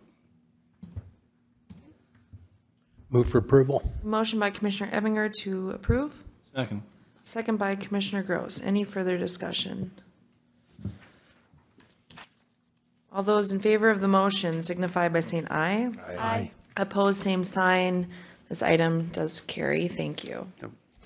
And the final project, air handler coil replacement. Now, you have the big guy that we just talked about, the giant one. These are the 10 other individual ones throughout the whole facility. These are the coils that we're asking, basically, same scenario we did at the juvenile center. It's a retrofit of the air handlers, which is basically, they're brand new. So this is what this is. It's the 10 more individual ones around but with the combination of the two air handlers in that whole building will be looking good. So went out and got some quotes here, 2 different quotes. We did have, this one doesn't have a budget noted, but it was $100,000 in the budget for that. The low quote came in at $115,675 by Dakota Plains. So it is over. As far as that one, I'll be updating tomorrow too. We're definitely looking, I think I don't want to say the number, but we're definitely looking really good on the pot of money that was approved for ARPA projects through here. So I think even with that over price of the budget, we're good there too, so. Okay. So. Any board questions? Comments? Move to approve. We have a motion by Commissioner Gross to approve the request. Second. And a second by Commissioner Kaylee. Are there any further discussion? All those in favor of the motion signify by saying aye. Aye. Any opposed? The motion carries. Thank you. Thank you.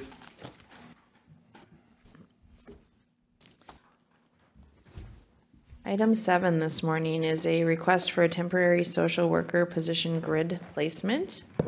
Good morning. Good morning, Madam Chair, Commissioners. Okay, we are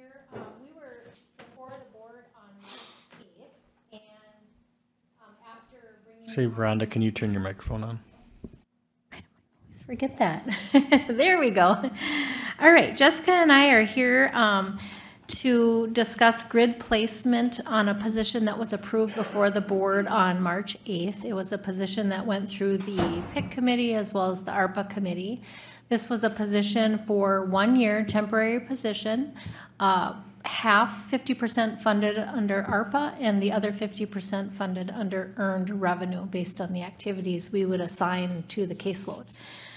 We have gone through the interview process, and we had a couple candidates that rose to the top.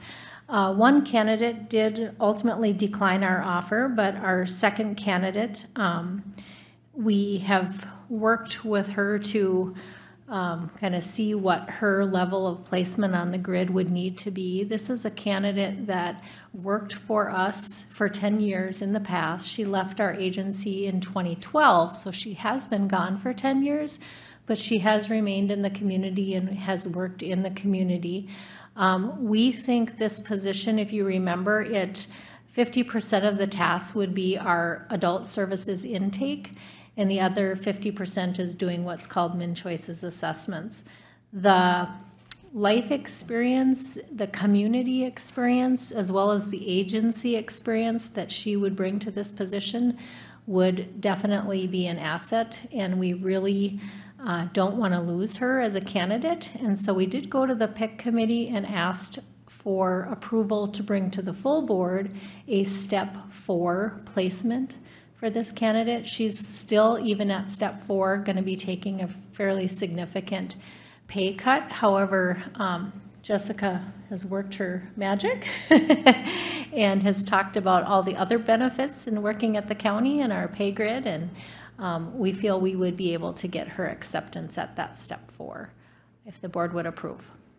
Thank you. As you did mention, we had a long discussion at PIC and certainly came out of that with a recommendation that we should have some flexibility, and did recommend the step 4. So I appreciate you working with the candidate and also her willingness to serve. I think, as you mentioned, the long career of service in the relevant area certainly will be a benefit to the county. Commissioner Campbell. Yeah, thank you. We had a real long discussion about this. We did. And part of why is, going beyond step 3 for starting is something that is typically not something that this board does. There are certain conditions that require us to take into consideration when we do something like this, and this position, being funded through ARPA, Jessica, I think we talked about this would be a 1-year position with the idea that through ARPA we're kind of reserving funds for a second year based on how we see this working out. I think we'd be kidding ourselves if we think that this isn't something that's going to be needed beyond that. But at the same point, when we go to ask somebody to come into a position that right now it's not a guaranteed position moving forward, that to get them to come to us to leave another job with the idea in mind that there isn't a certainty yet anyway that the position is there, we have to consider going beyond the parameters that we normally have. And that's, we talked about that extensively at PIC, for that particular reason. And certainly I think this is a good deal. Like I said, I think we'd be kidding ourselves if this probably isn't going to be something that's going to be looked at longer than this. However, I think some of that might be able to be handled through retirements or whatever, through attrition, where this person can also stay in that position.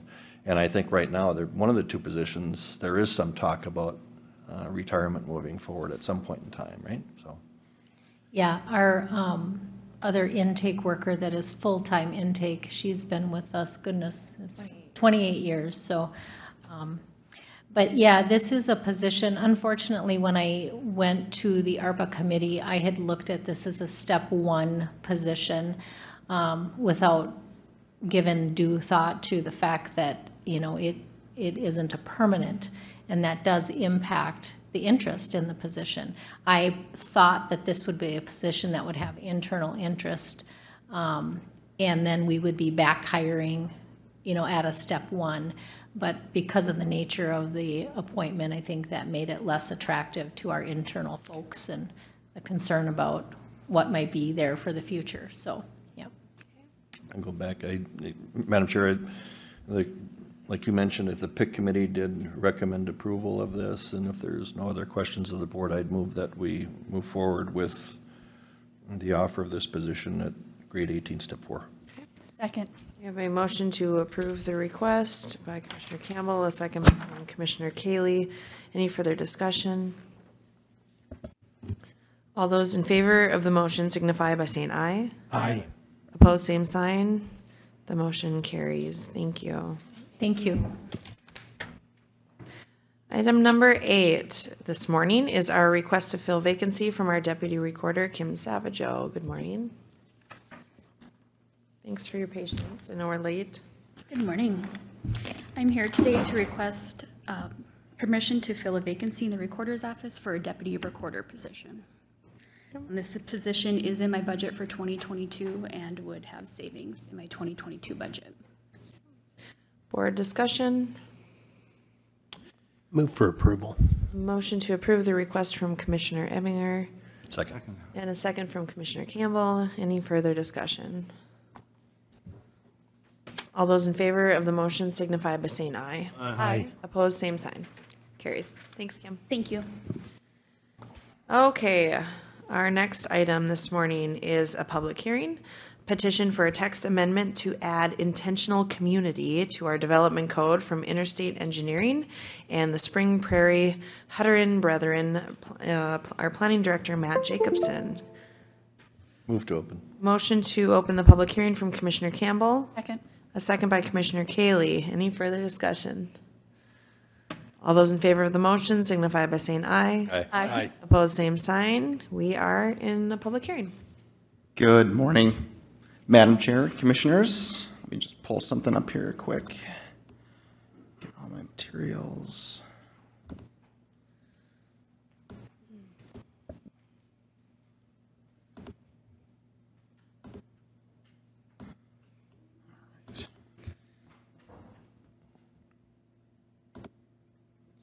All right, so this is a petition for a text amendment to the Clay County Development Code. Specifically, the petition is to add a new use to our use table.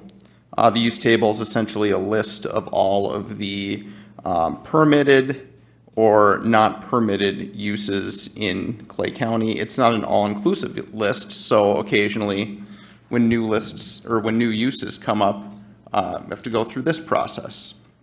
And so the applicant is petitioning for a text amendment to allow intentional communities, and I should say this is an interim use. It was put forth as a conditional use, but the Planning Commission had made a recommendation to change that to an interim use in the Agricultural General Zoning District. And the Planning Commission unanimously passed the motion to recommend approval of this text amendment to you all as a board.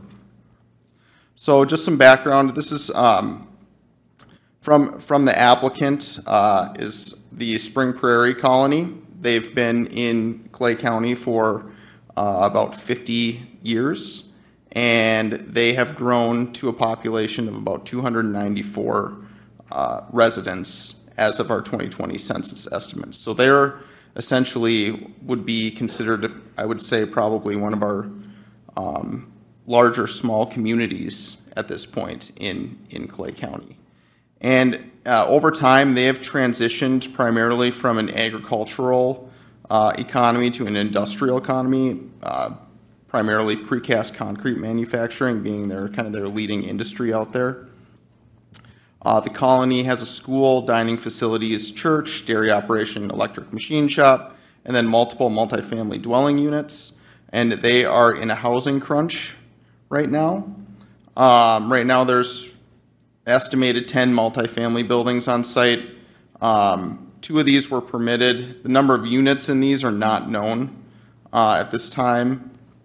There's also about 9 manufactured homes on site, and I think as of, early 2000s, manufactured home parks became prohibited in Clay County. I want to say as of 2005. One thing I will say, I'm providing this background from the applicant because they're the one that brought this use together, but this is a use because it's a text amendment. It would impact the entire county, specifically the agricultural general zoning district, which is most of the unincorporated parts of Clay County. So an intentional community, you might be wondering what that is. This is kind of a working or broad definition that's generally accepted of what an intentional community is. It's a voluntary residential community designed to have a high degree of social cohesion and teamwork. Members of an intentional community typically hold a common social, political, religious, spiritual vision, and they often follow an alternative lifestyle and typically share responsibilities and property. Working with the client's Interstate engineering consultant, the county and Interstate engineering, their planning staff developed a kind of a proposed set of intentional community use standards, and these standards were vetted by the Planning Commission at their March meeting. So one of the big topics of discussion at the, if you'd read in the meeting draft meeting minutes at the Planning Commission meeting, was whether this should be an interim use or a conditional use. And I think that the Planning Commission had landed on the recommendation of having this as an interim use. Now, in the case of a community like the Spring Prairie Hutterian colony, a conditional use might make more sense. But if you're thinking of smaller communities that could be permitted in the future, an interim use might make more sense, because an interim use would cease based on either a date set in the permit. It could cease when the ownership of the land is transferred or conveyed. It could also cease if the use is discontinued for a certain period of time. So that would give the county a little bit more control over these types of communities. General restrictions being that this is used solely to support multifamily residential development, non-commercial uses associated with that, and that the intentional community would be self-managed by an incorporated development organization, which would consist of a majority of the number of residents of the development. And then structurally, looking at an intentional community would consist of at least one residential structure or 2 residential dwelling units and a common structure. So like a meeting house or a community center or something like that. We did look at some proposed density and dimensional standards. These are for the lot specifically. Came to a minimum lot size of being 40 acres or a quarter, no more than 7 dwelling units per acre. All residential structures must not include more than 40 dwelling units per structure. And then all intentional communities should have a common structure that's centrally located. So this could be, meeting house, community hall, dining facility, something like that. And then a minimum open space requirement for the parcel. And this includes that would be the intentional community use as well as any additional uses that would be occurring on the parcel as well. And having that at a minimum of 50% of land dedicated as open space. Some additional standards would be for non-residential uses. All non-residential uses on the parcel that occur in combination with intentional living community are subject to the requirements of this ordinance, so of the Clay County Development Code. The intentional community proposer or the development organization would have to submit a management plan that includes a site plan with their application, which would also include a description of all the non-commercial uses incidental to the operation of the community. any commercial uses to occur in combination with the community, and then some guidelines for maintenance and operations of transportation infrastructure that might be utilized by the general public and private utilities as well. So water, sewer, things like electric, things like that. And then they'd have to sign a statement acknowledging any understanding that changes to management plan or site plan may trigger an environmental review under Minnesota rules, part 4410. So when considering a text amendment to the code, it's essential to look at the proposal for the amendment or the petition against the policy considerations found in our comprehensive plan. So I have those listed here. Under our land use goals, supporting the long-term protection of ag in the county, recognizing and supporting the agricultural character of the county in all planning efforts, planning for orderly and efficient growth of residential development in the county. So outside planned urban growth areas, these are areas that would be outside the extraterritorial jurisdictions of our incorporated communities, would be to encourage non-farm residential development to be clustered on small lots in and around unincorporated communities and in areas that are considered marginal for ag use. Encouraging the use of community wastewater treatment systems as opposed to individual septics. Land use goal number 5 would be planning land uses and implementing standards to minimize land use conflicts. So preparing land use plans that designate land use areas to ensure desirable patterns and minimizing conflicts, and requiring adequate transitions between different land uses. And then our natural resource goal, identifying, protecting, preserve county's high quality natural, scenic, cultural, and open space areas, utilizing soil suitability information for planning new development, and requiring all new development to comply with applicable stormwater management plans and policies. So again, just kind of refer to this as the zoning district that this would affect. It's the base zoning district for most of unincorporated Clay County, and the intent of this zoning district is to preserve the agricultural land use and rural character through compatible land use regulation. Now, it is agriculture, but it's also, the second word is general, meaning that there is some flexibility afforded to landowners in development so long as it's compatible with agricultural uses and other established uses in the area. And I should say too that even though this is the base zoning district, we do have overlay zoning districts as well. So we have the floodplain, we have shoreland, we have landing field for airports, then our resource protection overlay districts. And so this type of use, if it's in an area or on a parcel that is zoned agricultural general but has one of those overlay districts on it, this use would not be permitted. Some considerations. The Spring Prairie Colony has essentially been operating as an intentional community since they are an intentional community since the late 1970s. There's been a mix of, there's been a lot of housing that's been built, some with and without permits. Two of the 9 multifamily dwellings did get permits. And again, this, just to reiterate that we're not just focused on the colony here. This would impact the entire agricultural general zoning district. And so there's also with that a need to mitigate against the abuse of this use through strong standards and enforcement. This was discussed at the Planning Commission.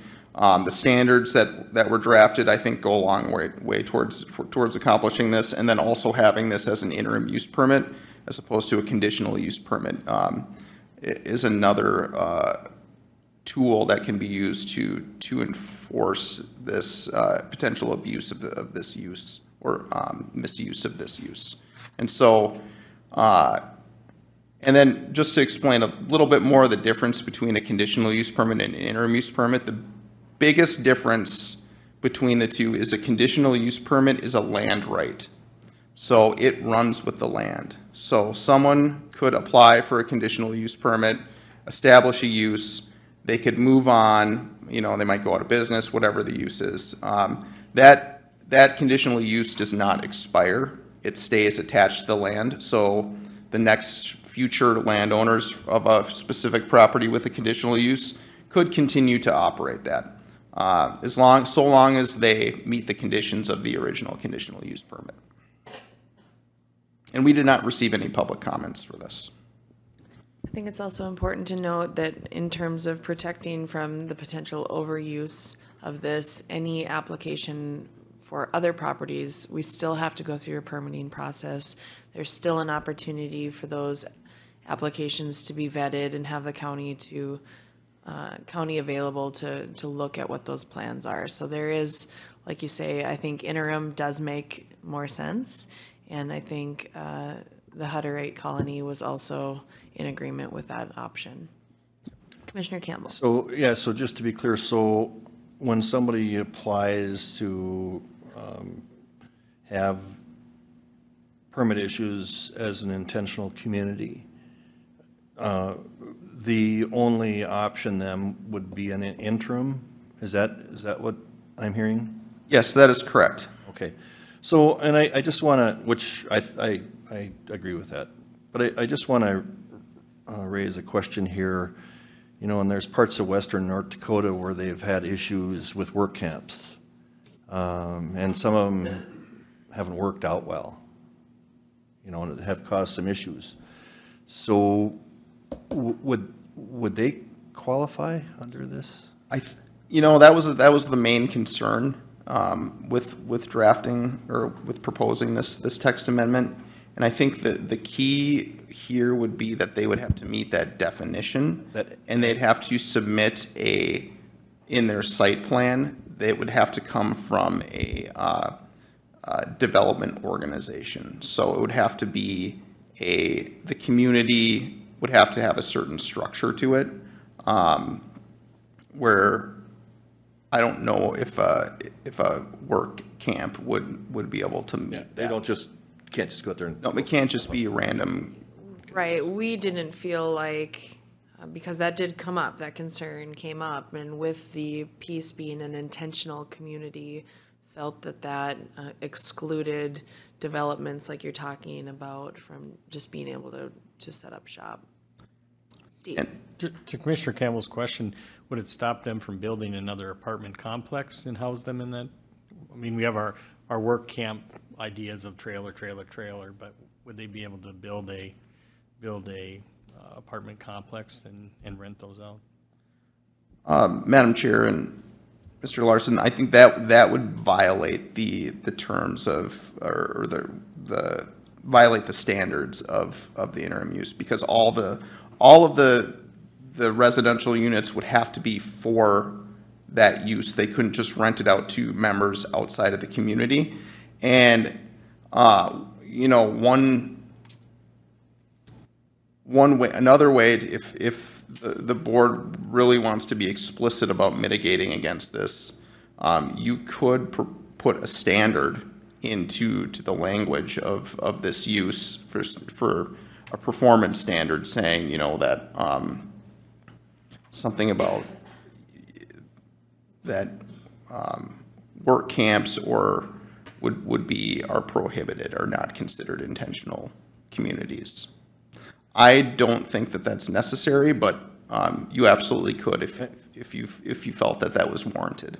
Well, I was there that night for that planning commission meeting, and I had to leave before that dialogue was completely done, but I did see that there was an awful lot of good dialogue and an awful lot of questions by the planning commission, and I think they've covered it well. I just, you know, while we're having a public hearing and discussing this, you know, there's a time and a place to put everything, and you know, it's just gotta be done right. And from what I've seen, some work camps out in western North Dakota, they just flop these things up there out of nowhere, and then they become very difficult to regulate with the problems that come with it. So just so that we're comfortable, and you're comfortable too as our planning member, to assure us that we should be okay there. That's good enough for me. Commissioner Ebinger. Thank you. without putting too much of a judgmental aspect to it, the Hutterian community's great. It's been here forever. We know what they do. Are there safeguards that would keep cult-like or fringe groups from coming in and establishing themselves in our county? We've seen that happen in northern North Dakota and in some other communities down south where it's been real detrimental. That was also discussed at length at the Planning Commission meeting, and I think that that could be a bit of a legitimate concern. I think it's really difficult to make the determination of what would be a fringe group or cult. I mean, it'd be hard to, from a land use perspective, because then you can get into kind of regulating the lifestyle a bit. And this has come up in Minneapolis before with some of the community housing that they've tried to do.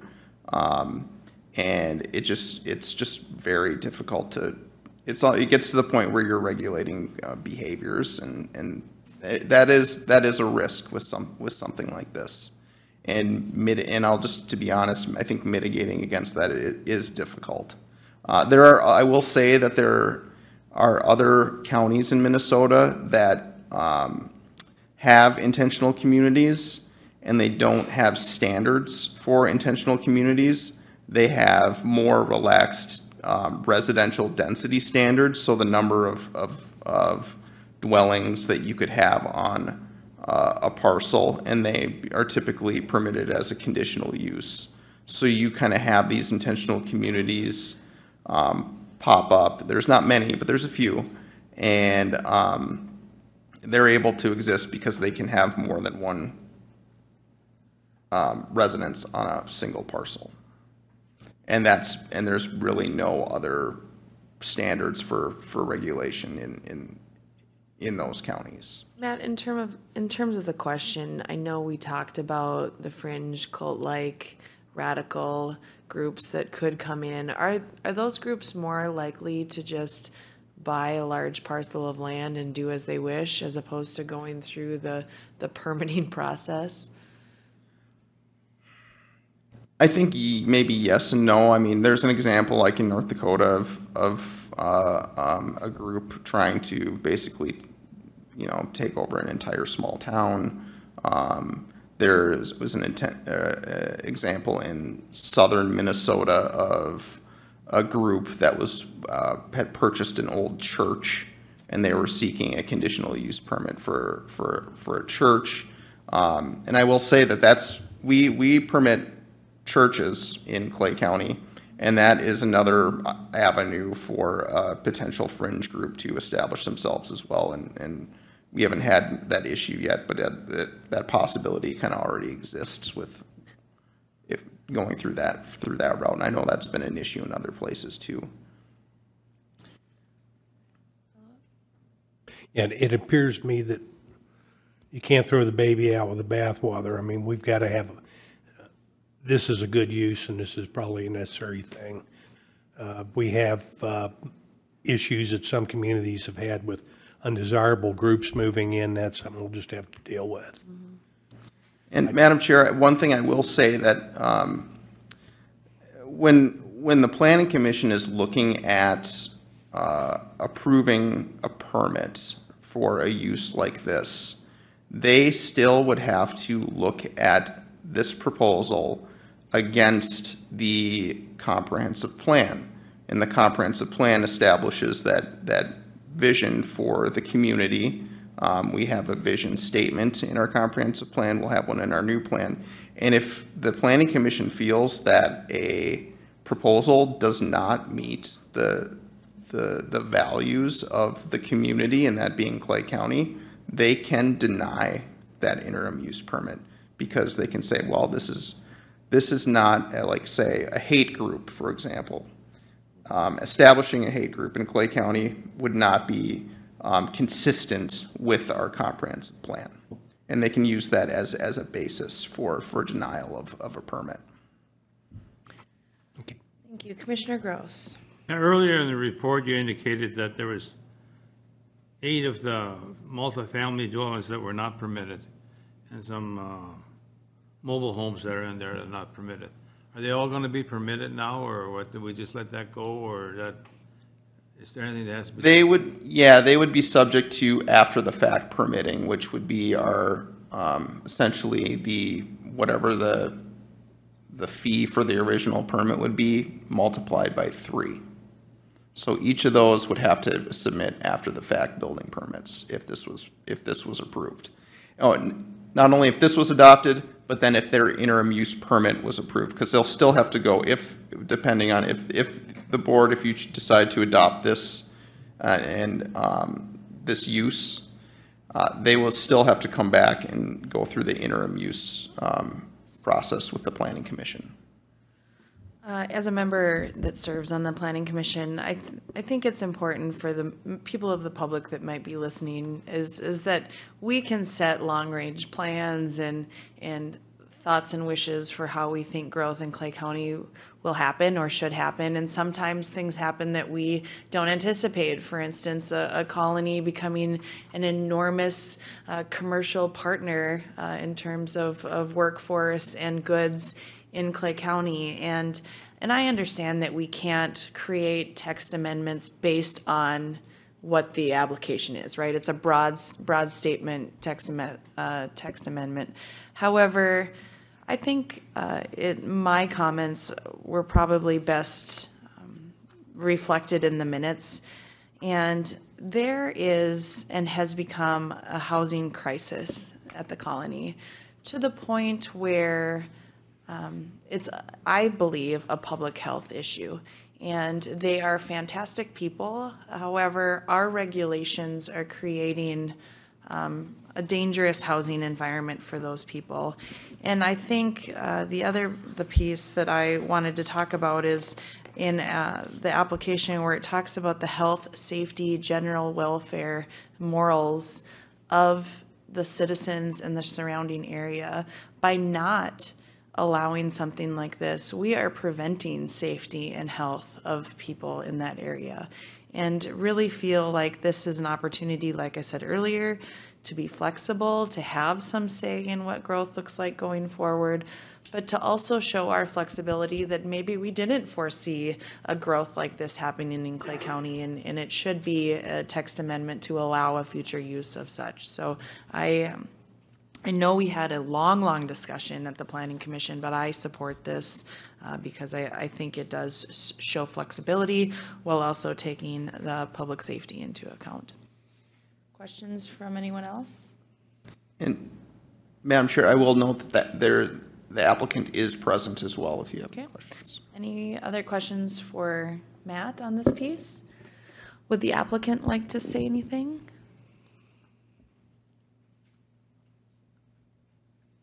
Good morning. Good morning. Oh, is it on already? Yep. Well, thank you everybody for holding this public hearing. My name is Matt Lauer. I'm with Interstate Engineering. I'm a public policy consultant, and I lead the planning group at the firm. What you just said, Madam Chair, is basically my notes here. We feel that as the colony continues to become an important commercial part of the economic fabric of Clay County, there's some shared things that both the colony and the county can address in partnership now as the colony continues to grow and expand their operations. And as we build a stronger partnership, we think everybody wins. So, if you choose to approve this text amendment, we think it creates a predictable and transparent pathway for the colony to entitle and construct housing and other structures that's consistent with their way of life. It provides a framework to address issues up front by creating countywide standards. And it protects both the applicant and the public by providing 2 layers of regulatory review, both an interim use permit and then separate design requirements within the standards of the code. And of course, we're deeply appreciative of all the work that Mr. Jacobson has done with us to create an amendment that the colony is proud to put in front of you guys today. So, any questions? I will also say that while we're appreciative of the work that the colony does. There have been instances where we've had to talk about after the fact permits. And I think that we're addressing part of that here because there was a housing crisis. But I will also say that it is our full intent to continue to work with the colony before issues arise and before structures are built. Right. And I think that shows a good working partnership, and that is what's expected of all citizens as well. And so as you communicate to the colony this discussion, I'm hopeful that you'll share that point of view as well. Sure, yeah, I mean, this doesn't solve all of the challenges, but I think it solves the most immediate one, and it begins to lay the framework for some more complex things that are coming. Okay, thank you. Questions? Any other questions for the applicant? Thank you. Are there any members of the public wishing to speak on on this item this morning? Matt, did you receive any correspondence? Madam Chair, I did not. Steve, have you received any correspondence? I have not, Madam Chair. Thank you. We did have, I believe, one neighbor that spoke at the Planning Commission and stood up and said that the colony has been great neighbors and great community members and are willing to work through any issues with neighborly issues as they can. And so I think that says a lot. Not often do we have Planning Commission items that don't have negative feedback. We seem to always have some of those tidbits. Any other discussion while we're in open hearing? Okay. Move to close. We have a motion by Commissioner Campbell to close the hearing. Second. And a second by Commissioner Gross. Any further discussion? Any further discussion? I lost my agenda. All right, so the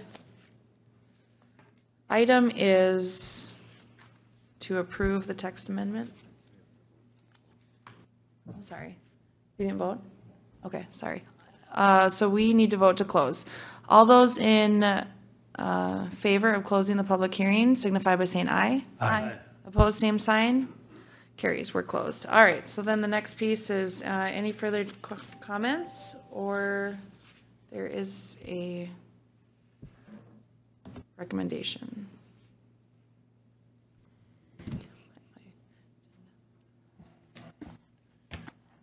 Madam Chair, I would move the recommendation for the text amendment change as presented by the Planning Commission.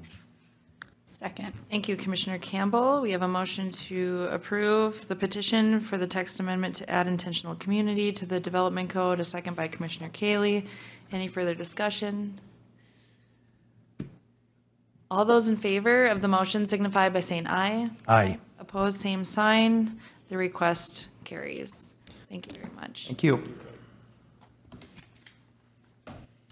Okay, item 10 this morning would be our agenda addition. Commissioner Cayley reached out to me last week to request a letter of support. Is it for the Jasmine Center? Yes. Okay.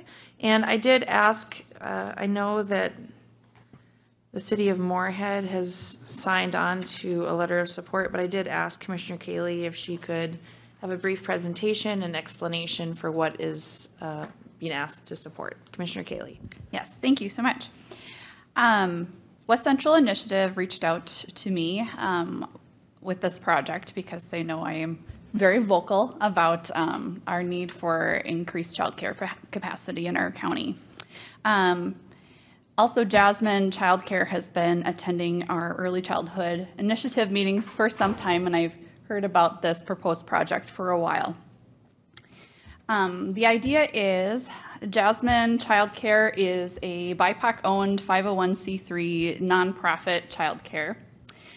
They specialize in multilingual, culturally responsive care, particularly for our New American community and community members in lower income categories.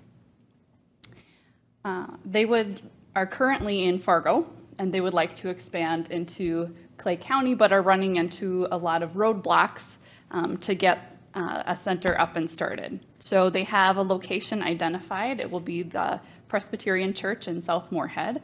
The church is very excited about the prospect of this center moving in there, and are working with them on that. Their plan is to open in the pod model, and then as they build their staff, teacher qualified staff, then they will transition from just a few preschool rooms from the beginning to providing infant through preschool care within 2 years. One thing that I think is really beautiful about this particular child care is their investment in workforce development, which is something that I noted in this letter of support. Rhoda, the director, is getting qualified so that she can provide training to her staff at a decreased cost, and they're just really invested in making sure that they're not just hiring teacher qualified staff, but they are growing that teacher qualified workforce as well. I did reach out to West Central Initiative, and they reached out to the senator's staff as well to make sure that this is not in conflict with any other proposals in Clay County, and there don't seem to be any. Rhonda, I found out Rhonda Porter from Social Services yesterday also submitted a letter of support as well, so that department is in support. West Central Initiative will be granting the money back to Jasmine, so they will take care of a lot of the reporting needs and stuff necessary for this project as well. Are there any questions? So is there a dollar amount that they're requesting in this grant application, or? Yes, and I lost my note on that. I believe it was either $50,000, but I think it was $500,000 to do the conversion of the part of the church that the center will be built in. Go ahead. No. Last week when we talked about some of the grants that were available for startup capital, one of the things noted is that is an exclusion for those grants. You can't convert a church, for example. That's specifically called out as something that those grants cannot be used for. So that's one of the roadblocks that they're running into. You also can't increase a footprint or have new construction. So this would be considered a center, right?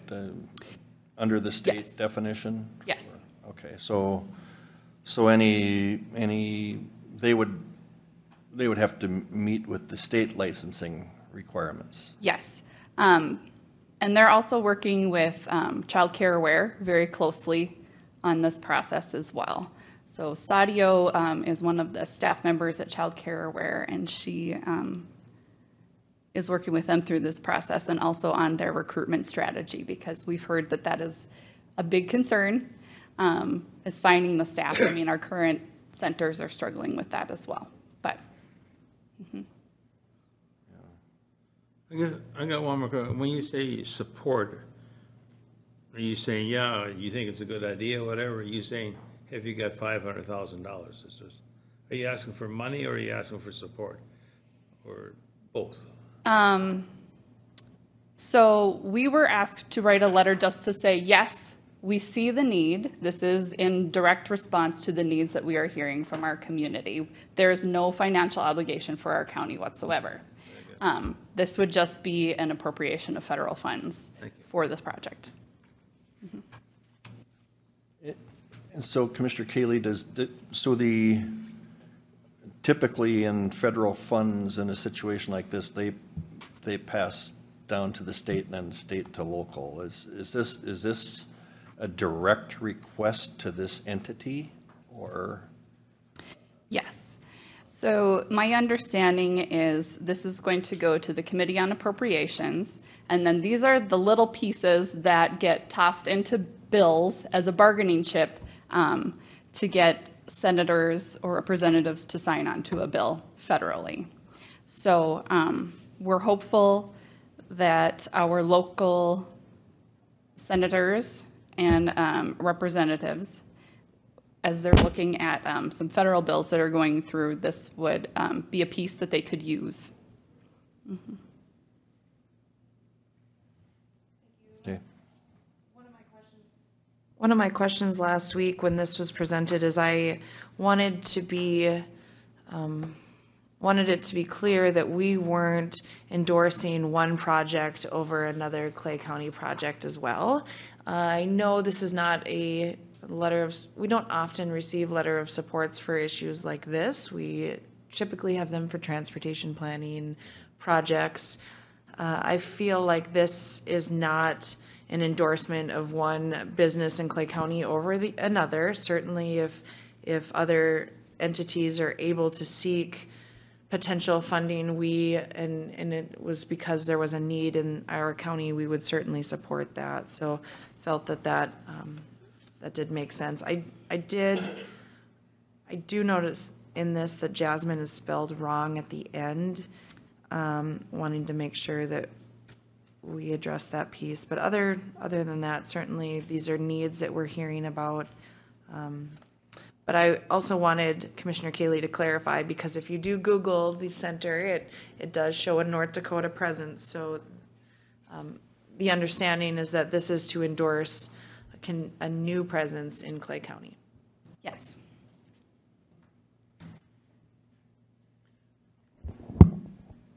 Questions for Commissioner Kaylee? Desires? I think the last sentence of the first paragraph, where it says our county board recognized the immediate need for expanded capacity of quality childcare spots in our area, as well as development of workforce for this critical industry. I think we took that into consideration last week on things that we did that are things certainly that are under our control, and those areas where we do license locally. I don't have any problem whatsoever with supporting, something that goes beyond what Clay County licenses, but there just needs to be this understanding that there is a process for centers that has to still take place, yeah. So I guess I don't have a problem with supporting this at all. Okay. I think we need to support it. I mean, I'm all for supporting more in this application, whatever, but I don't know if it's necessary not to do that. I mean, we definitely support daycare units opening up or whatever, so do we have to emphasize daycare? Do we have to emphasize a grocery store opening up or whatever, Mm-hmm. Do we need to emphasize that we support a building going up? Or no, of course, they're not building a building, they're just gonna refurbish it, but I don't know. If it's necessary, I'll make a motion to approve. Thanks. We have a motion to approve the letter of support from Commissioner Gross. Second. A second by Commissioner Ebinger. Further discussion. Can we get another copy with, I did notice that too, the second to last sentence, Jasmine is spelled wrong, for signatures. Okay. Thank you. Anything else? All those in favor of the motion signify by saying aye. Aye. Opposed, same sign. Motion carries. Thank you. Thank you, Commissioner Kaylee. Item 10 this morning, our committee reports. Item 11, technically. Commissioner Ebinger, would you like to start? Sure, thank you, Madam Chairwoman.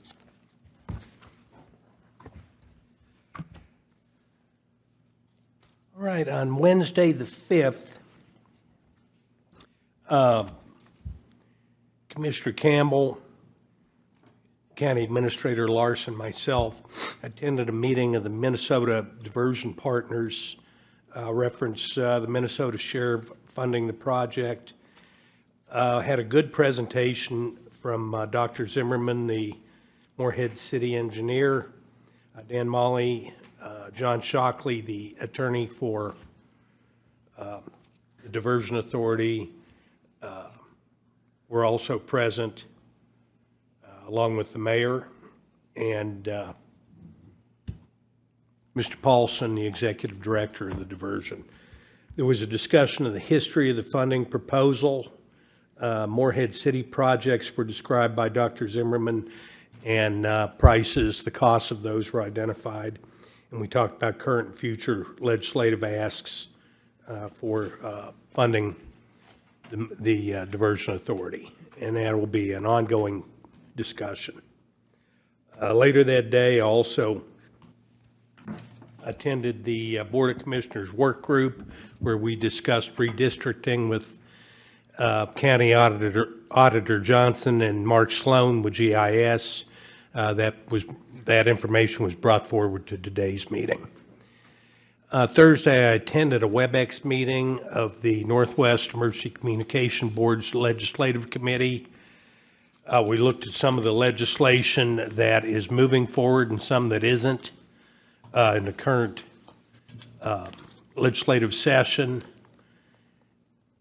It's pretty deep in the weeds, and there's nothing that directly impacts on our funding for our county, but there's been a lot of work at revising Minnesota statutes on the public or the emergency communication system, and it's running into some problems. A lot of the private entities that will be impacted by it, I think we haven't brought them into the tent yet, and there was discussions on how to do that. And again, that'll be an ongoing thing for the legislative committee to work on. And that completes my report. Thank you, Commissioner Ebinger. Commissioner Campbell. Who'd you call? Commissioner Campbell. Oh, I'm sorry. okay. Okay. All right. Thank you. All right. On Wednesday, the 6th, we had a transfer station construction meeting, and obviously the weather continues to be the issue going on there. And as Commissioner Mullerjo and I had reported earlier, there is the concern regarding the fast withdrawal of the construction contingency account as a result of dewatering and winter conditions. Something that in the original plan, I think I'd reported to you before, there was a total of $50,000 that was anticipated for that line item. And the amount that was needed for the month of January was $212,000. And now the month of February, it's another $201,000. And then we still have the first half of March where there were still some of those conditions. So we're looking at the potential of that exceeding $500,000 that's going to come out of our construction contingency, bringing that number down. With the current items that we have remaining to approve, we'd be down to $146,000 left out of $724,000. So it's significant. It's something to be concerned about. But again, it's something that is built in. That's part of the GMP, and we're always hopeful that they wouldn't have to use that because then it comes back to us. But it's looking more and more likely that contingency will, by the time this project's done, all be used. The dewatering was another 30-some thousand, and that continues to be a problem that they still have to pump, but it's something that they've got more under control now. As you all can see, if you drive by there, there's the structure is going up. So in spite of the weather, there are still some things that are moving forward. Unfortunately, this last week with all the rains, they could not even get the cranes in that they needed to get in. They couldn't get the pump trucks in for concrete, so we had another week of basically very little being done. And Commissioner Mullerjo may add to that in her report. Then on Thursday morning, we had our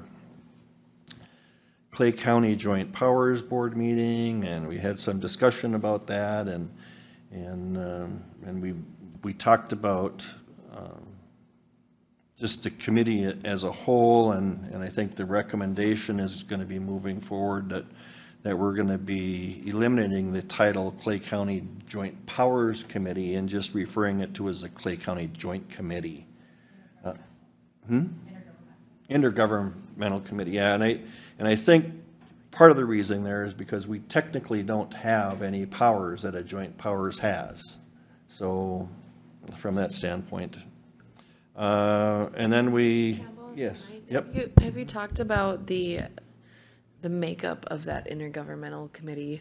Yes. And I know as the other school districts have gotten larger, that certainly it may be a time to expand that. If you're not bound by a joint powers, it might be the opportunity to address that. We've had that discussion. There was, I think after our last intergovernmental retreat, I believe it was Holly who had expressed an interest in joining.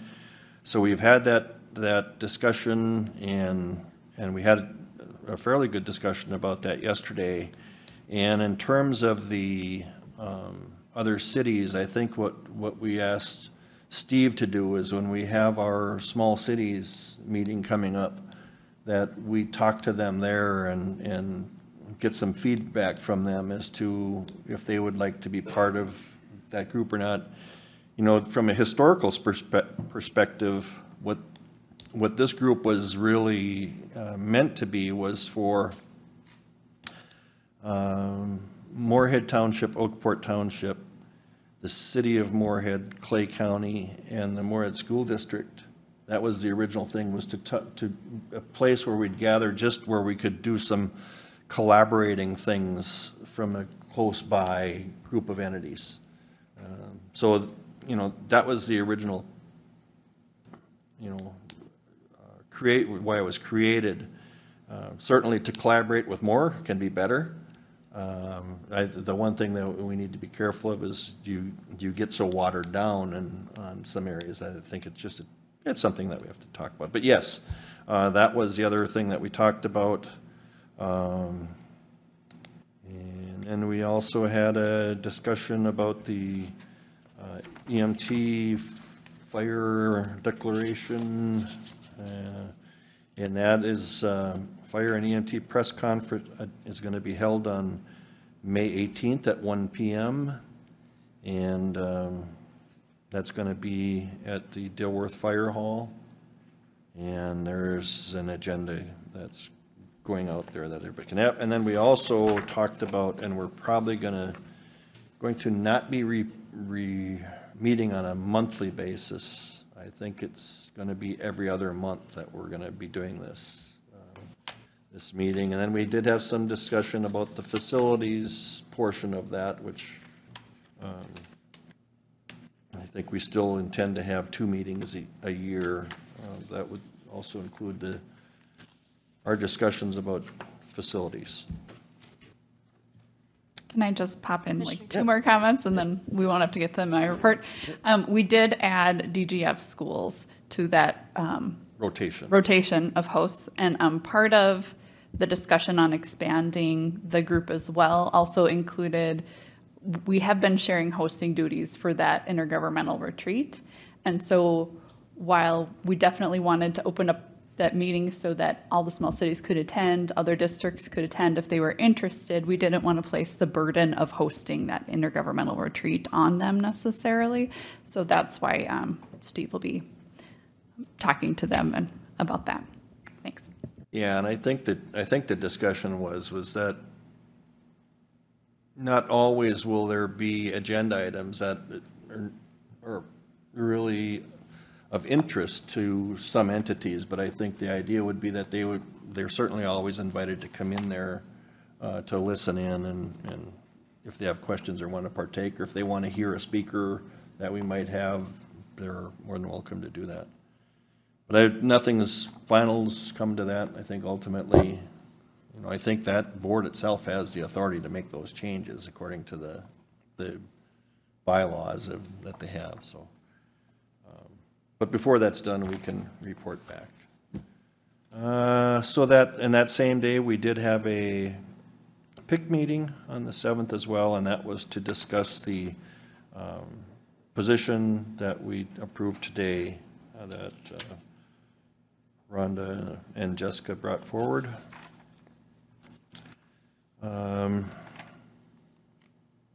I also attended, and I think you, Commissioner Ebringer reported on our discussion regarding Minnesota funding for the diversion project. And I think one of the important things, and I don't think some of the people from North Dakota realize, the in-town levies that Fargo has been part of the costs that have been included.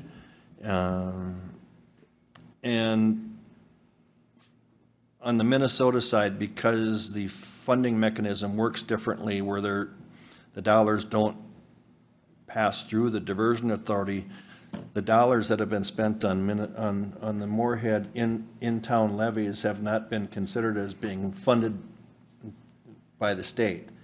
And so I think it's going to be, I think Mayor Carlson and Commissioner Ebringer and I are going to be sure to try to get that included in the record, so that this idea that Minnesota hasn't put anything into this project, that's not necessarily true. So, and then on the 11th,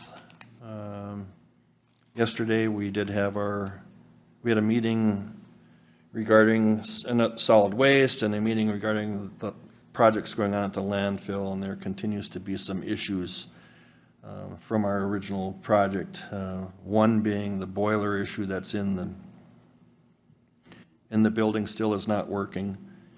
And then also there's an issue with a gas line that it's been sagging, and so there's water in there, and so it's not working properly. And so we're looking at a solution to fix that. We want these things working. You know, when we I reminded everybody in that meeting yesterday, when we approved these things and we approved the cost and when we approved the dollar amount that we were paying, that we expected things to be working when all said and done. And we've upheld our funding in paying for it, but to this day we haven't been delivered a product that's working. And so Commissioner Mojo and I were on that meeting yesterday and reminding him of the need to get that fixed ASAP. And then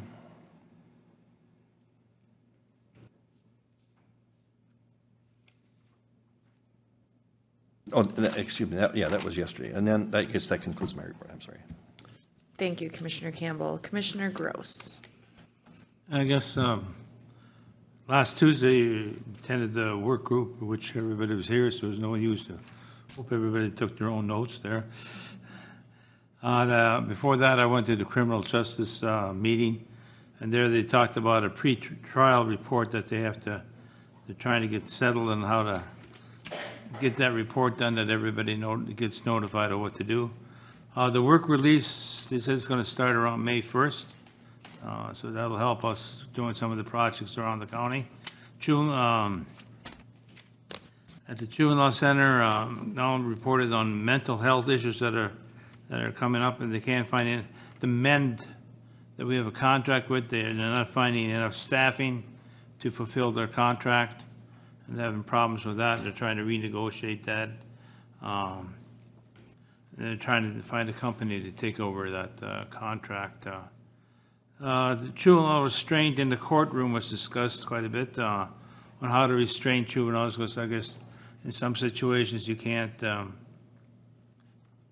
they get unruly and they need to be restrained somewhat. And they're trying to come up with a thing that'll work for everybody.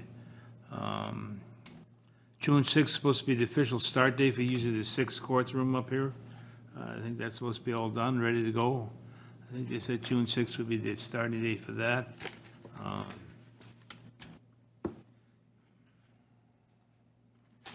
And I think in the courtrooms, I think they're trying to scale back the Zoom type thing and get the prisoners into the courtrooms instead of using Zoom. The STS program's also supposed to be starting up. They're gonna look at building benches and doing different projects to show the community what they're capable of doing. And finding places for homeless people. It's getting a lot more difficult, so that was another item that was discussed. End of my report. Thank you. I think you also attended the Ditch 50 abandonment. Oh, yeah, I went to Buffalo Ditch, Red yeah. Watershed last week. Ditch 50, the Dilworth. Buffalo Watershed Board had a hearing on the Ditch 50, which goes through Dilworth. There's going to be, part of it is going to be abandoned, and I attended that, and that was approved. The abandonment was approved. Thank you, Commissioner Gross. Commissioner Kaylee. Thank you, Madam Chair. I also attended the work group that's been reported on. Tuesday, we had the leadership team for the Adult Mental Health Local Advisory Council get together to talk about our upcoming meeting. We'll be working on the plan for the report to the board in May, which is coming up, on issues that local advisory council has been seeing. On Thursday, I attended the Joint Powers meeting, now called the Clay County Intergovernmental Committee. Eventually, we might want to change the name of that on our committee assignments.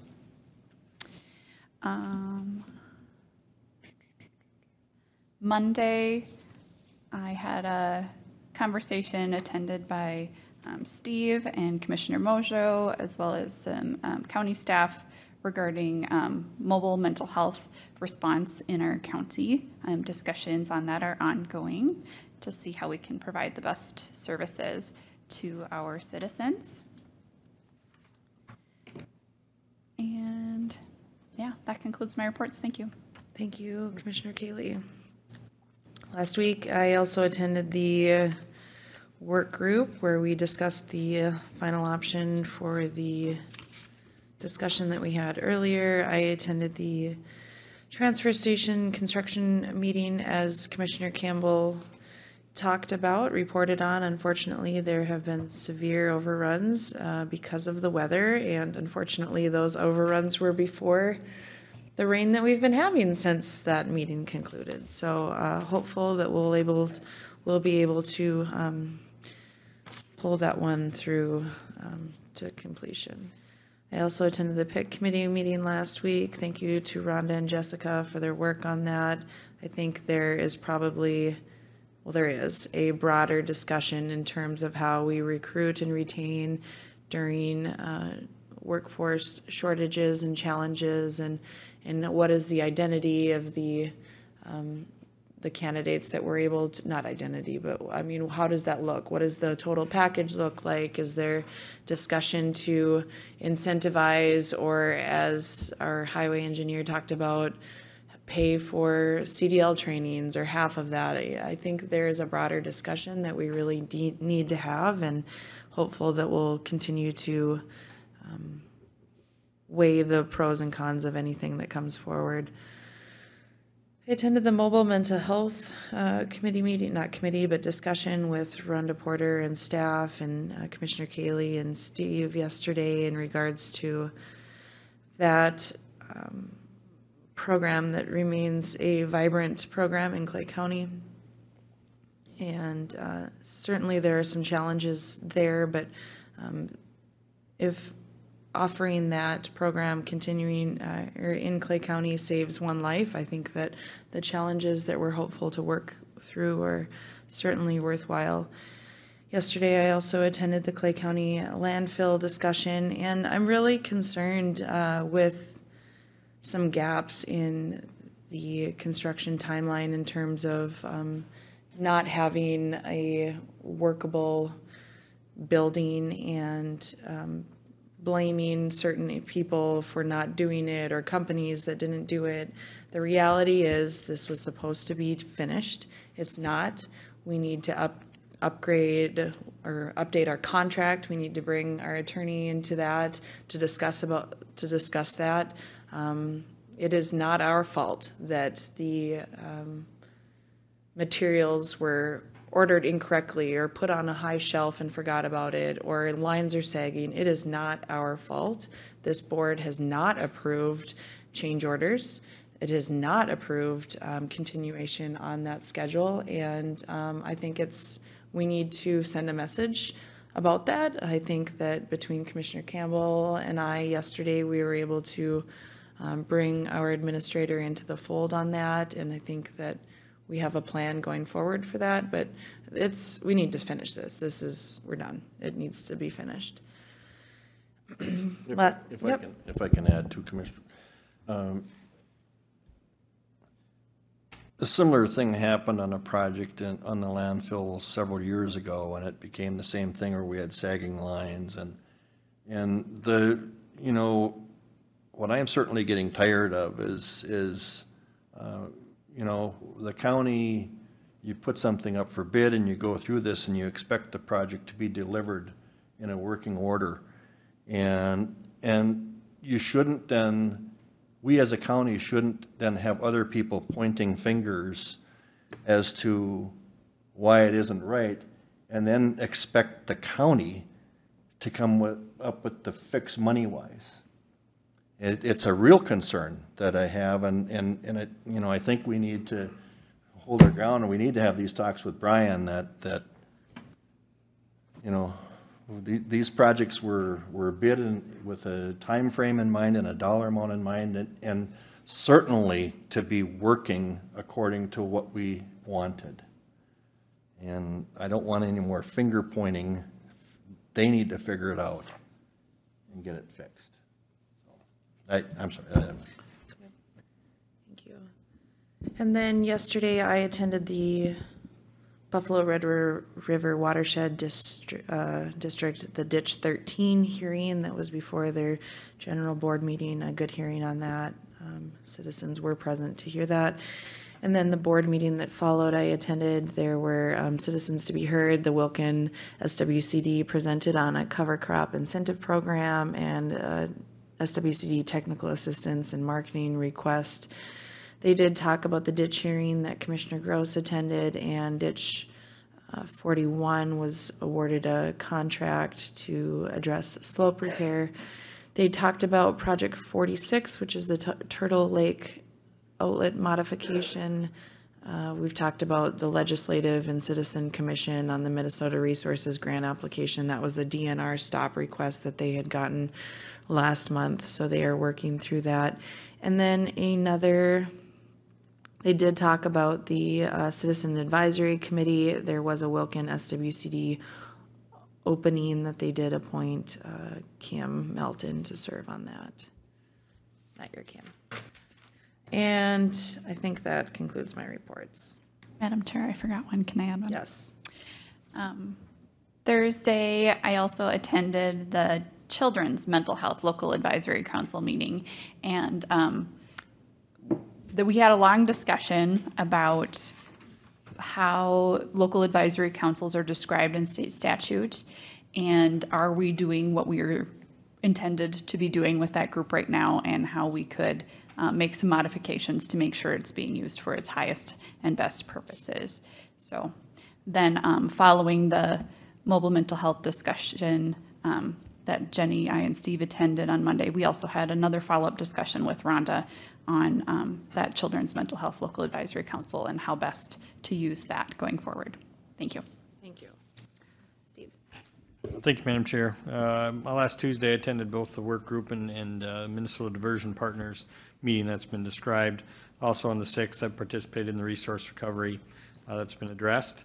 Joint powers on the 7th, which has also been included in reports. On the 7th, I pick.